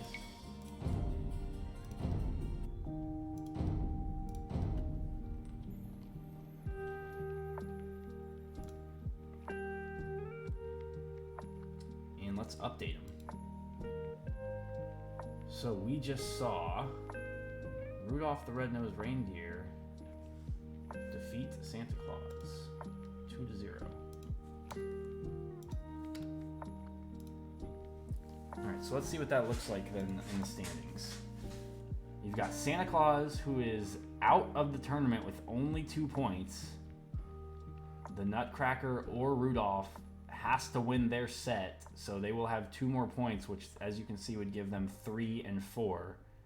So Santa Claus is officially out, having already played his 3 sets and getting 2 points. A good showing from him, tied with Snow Miser after their 3 sets, just ahead of John McClane, who got just the 1 point in the tournament. But no pointless players in the tournament, guys. Everybody won at least a game. You'll love to see that, obviously. And this group is all over the place, man. I mean, Heat Miser is technically in. However, he's not first place guaranteed. If he loses his set against against Santa Claus, against Nutcracker, then he's out. He's not out. He just doesn't have first place. He's already in. So Heat Miser guaranteed through. Gizmo the Gremlin is guaranteed through.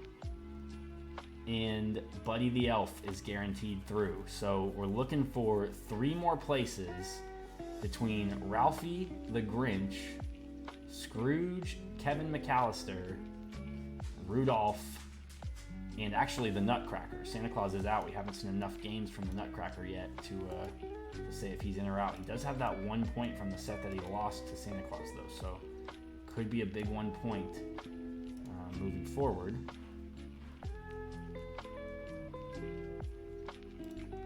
One more time, a look at all these players. Now, I did want to go over these players one more time because, you know, I think I've called out who I think Mike Jett is. We've had a few people say who they might think Bricks is. I've heard Telly once or twice. I Will Heal You, Biz Biscuits. All these guys have been kind of called out. There's a couple people, though.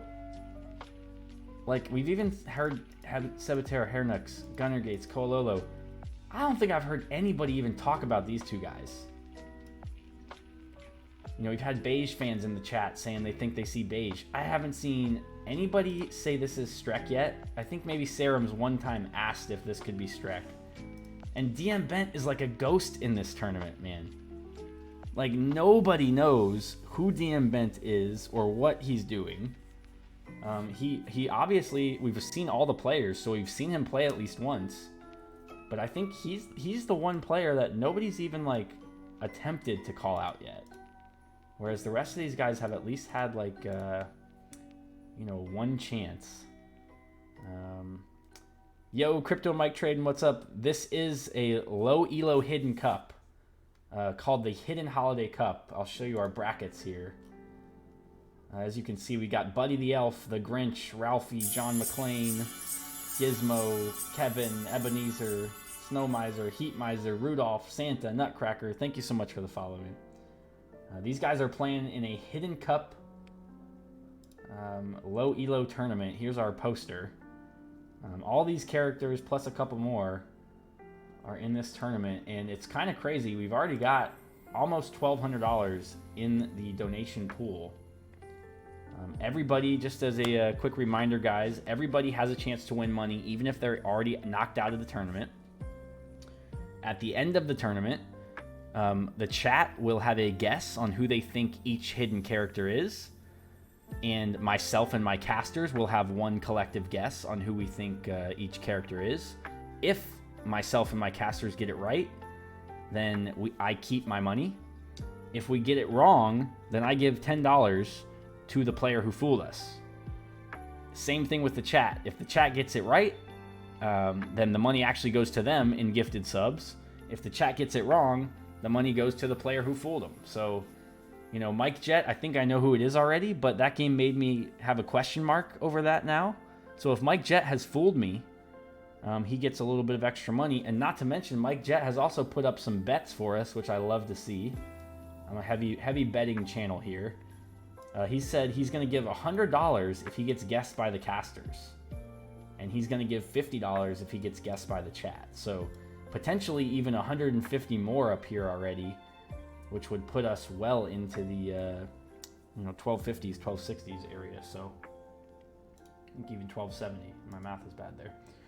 But yeah, ton of money. Players looking great. We got all the games in on time. The rest of the group casting will be done tomorrow. We'll start as soon as Nilly's Apartment Cup is done. Because I know you guys are going to be watching those high elo games that are worth like thousands of dollars and notoriety, and then want to come directly into the low elo Hidden Cup. Because that's exactly what I'm going to want to do after watching those good games. Is watch some good lower rated games. So tomorrow we will see a couple games from the Grinch, a game each from Buddy and Ralphie, a couple sets from Kevin, set each from Gizmo and Scrooge, and then a couple sets from the Nutcracker with a set each from Heat Miser and Rudolph. So guys, I think it is time to raid someone, but while we're on our way out, I'm going to go ahead and play our Hidden Cup anthem one more time because I like it that much. Thank you so much, Mike. Mike may or may not be one of the players who've already made it to the next round, or one of the players who've already been knocked out. Oh, let's get the board up, yeah. Let me see if I can get the lighting so you guys can actually see it and it's not like all shaded, all weird. It's a cloudy day outside and the windows are fucked up. The holidays make me wanna watch some Hidden Cup. Getting my hot chocolate ready and some gingerbread too. HHC by Capture Nine's gonna be something for you. The players identities are hidden, so you never know who you're going to face in this scenario. This will be a never glow. Let's play some games, enjoy the Christmas time while watching some H. It's a hidden holiday. It's a hidden holiday. There's our updates. Thank you guys all so much for hanging out. I had a great time. We'll be back tomorrow with the same stuff. We saw Buddy. I'll update this for next time. I always forget the damn characters. But yeah, thank you guys very much. Love you all. We'll be back next time. Tomorrow, probably about like, I don't know, 20 hours from now, 18 hours from now. We'll be back very soon. December we'll be casting some games. The only difference is that we won't know the names of the players. Only secret identities. I took the red dots off. I will heal you. I'm not sure anymore, man. Those games all threw me. Will be left with one. The holiday character who takes it down. So grab yourself a drink and reverse that frown. Just not sure anymore. It's a hidden holiday. It's a hidden holiday. Currently streaming that is in the tournament. It's the hidden holiday. It's a hidden holiday. It's the hidden holiday. Let me go raid Stellar D. She's doing community games.